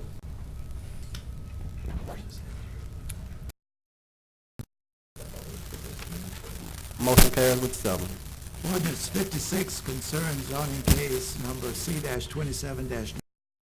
It rezones property located on the west side of Linwood Avenue between Bollinger Street and Wilkinson Street from I-2 Heavy Industrial District to C3 General Commercial District, and C3 General Commercial District to C4 Heavy Commercial District. So move. Been moved by Councilwoman Fuller, second by Councilman Bradford. Please vote. She talked this soft. I didn't hear her. I'll get louder. You passed Leave your alone, eating leave time. alone. I hadn't said nothing yet. Before I actually say Blood sugar something. getting low. I'm good right now. Motion carries with 7. I'm sure I'll make comment. Ordinance 57 is a C-30-19. It rezones property located on the southeast corner of West Burt Coons Industrial Loop in Westport from C3 General Commercial District to I-1 Light Industrial District. So moved. Second. Moved by the chair, second by Councilman Bradford. If there's no discussion, please vote.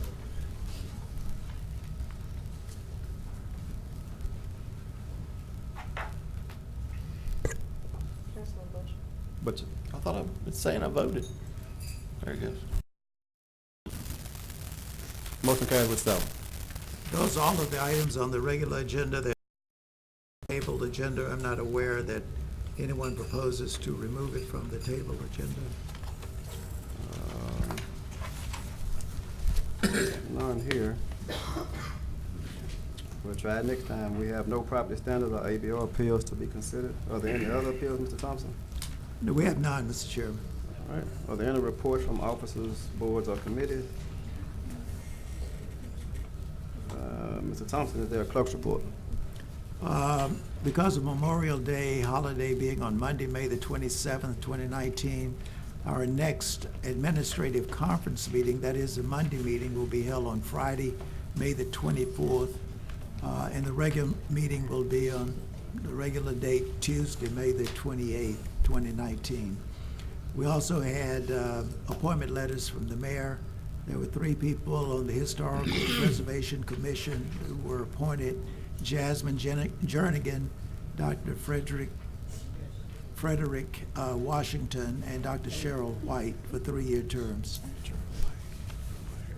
Okay. All right.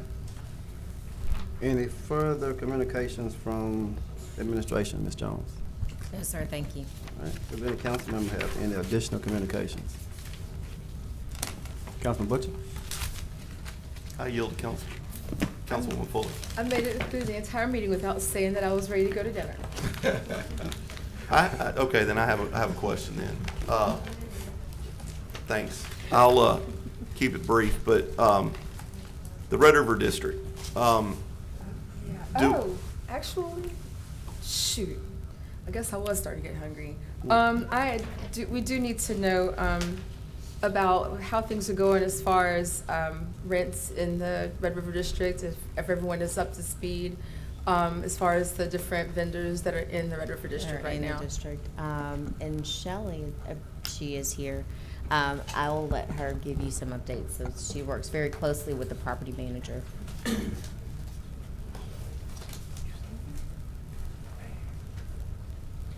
Good evening. We have been fully occupied for the last 2 years. We are, though, in the process of evicting one tenant at this point due to non-payment. And then all of our other leases are up to date. We've had one tenant who is out due to some damage in her building, but she is back in there and operating, so everything is fully leased with the exception, like I said, we have one space that we are currently evicting the tenant from. Thank you for that. Hopefully we can find a good tenant to replace them then, if that's I how hope it so goes. too, because it's been really nice to have it fully occupied. If you haven't been down there, there's something that goes on the first Friday of every weekend. We have events and activities.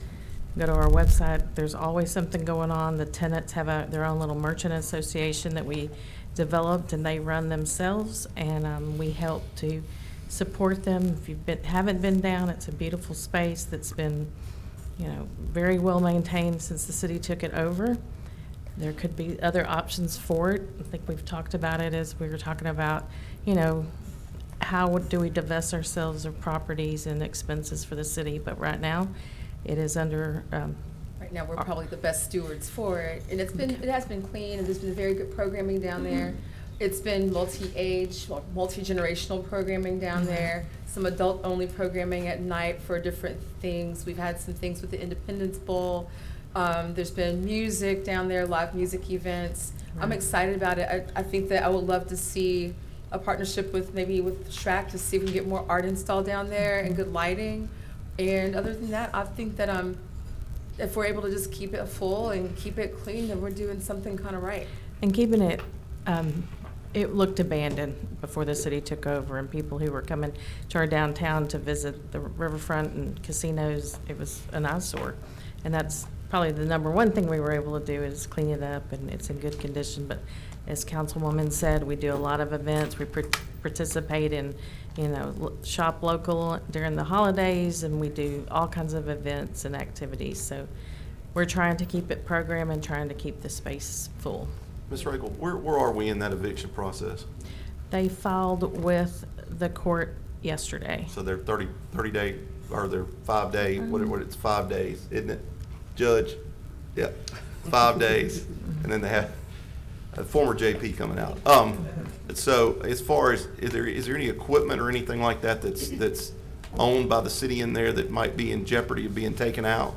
Yes, sir. We do equipment in there. We have full inventory pictures, everything that you can do to protect the city. Yeah, We're trying to do that. Because I know back a couple of years ago, something like that happened at another city-owned property. So I want to make sure if we've got tremendous amount of equipment in there, not to say that they would, but I did over 300 evictions as justice of the peace, and all kinds of crazy stuff happens. Yeah. So anyway, thank you, Ms. Regal. I appreciate it. Thank you.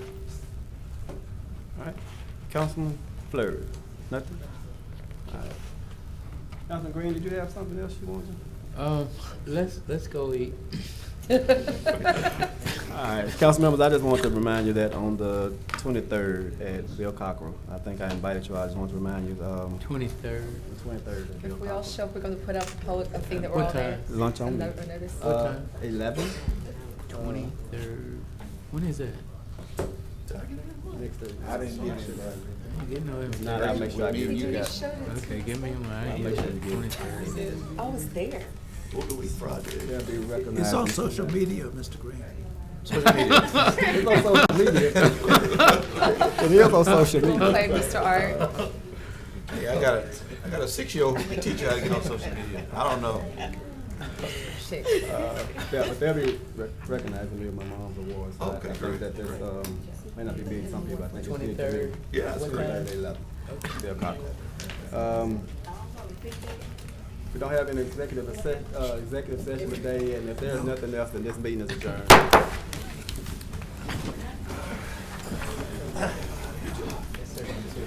Oh, my God.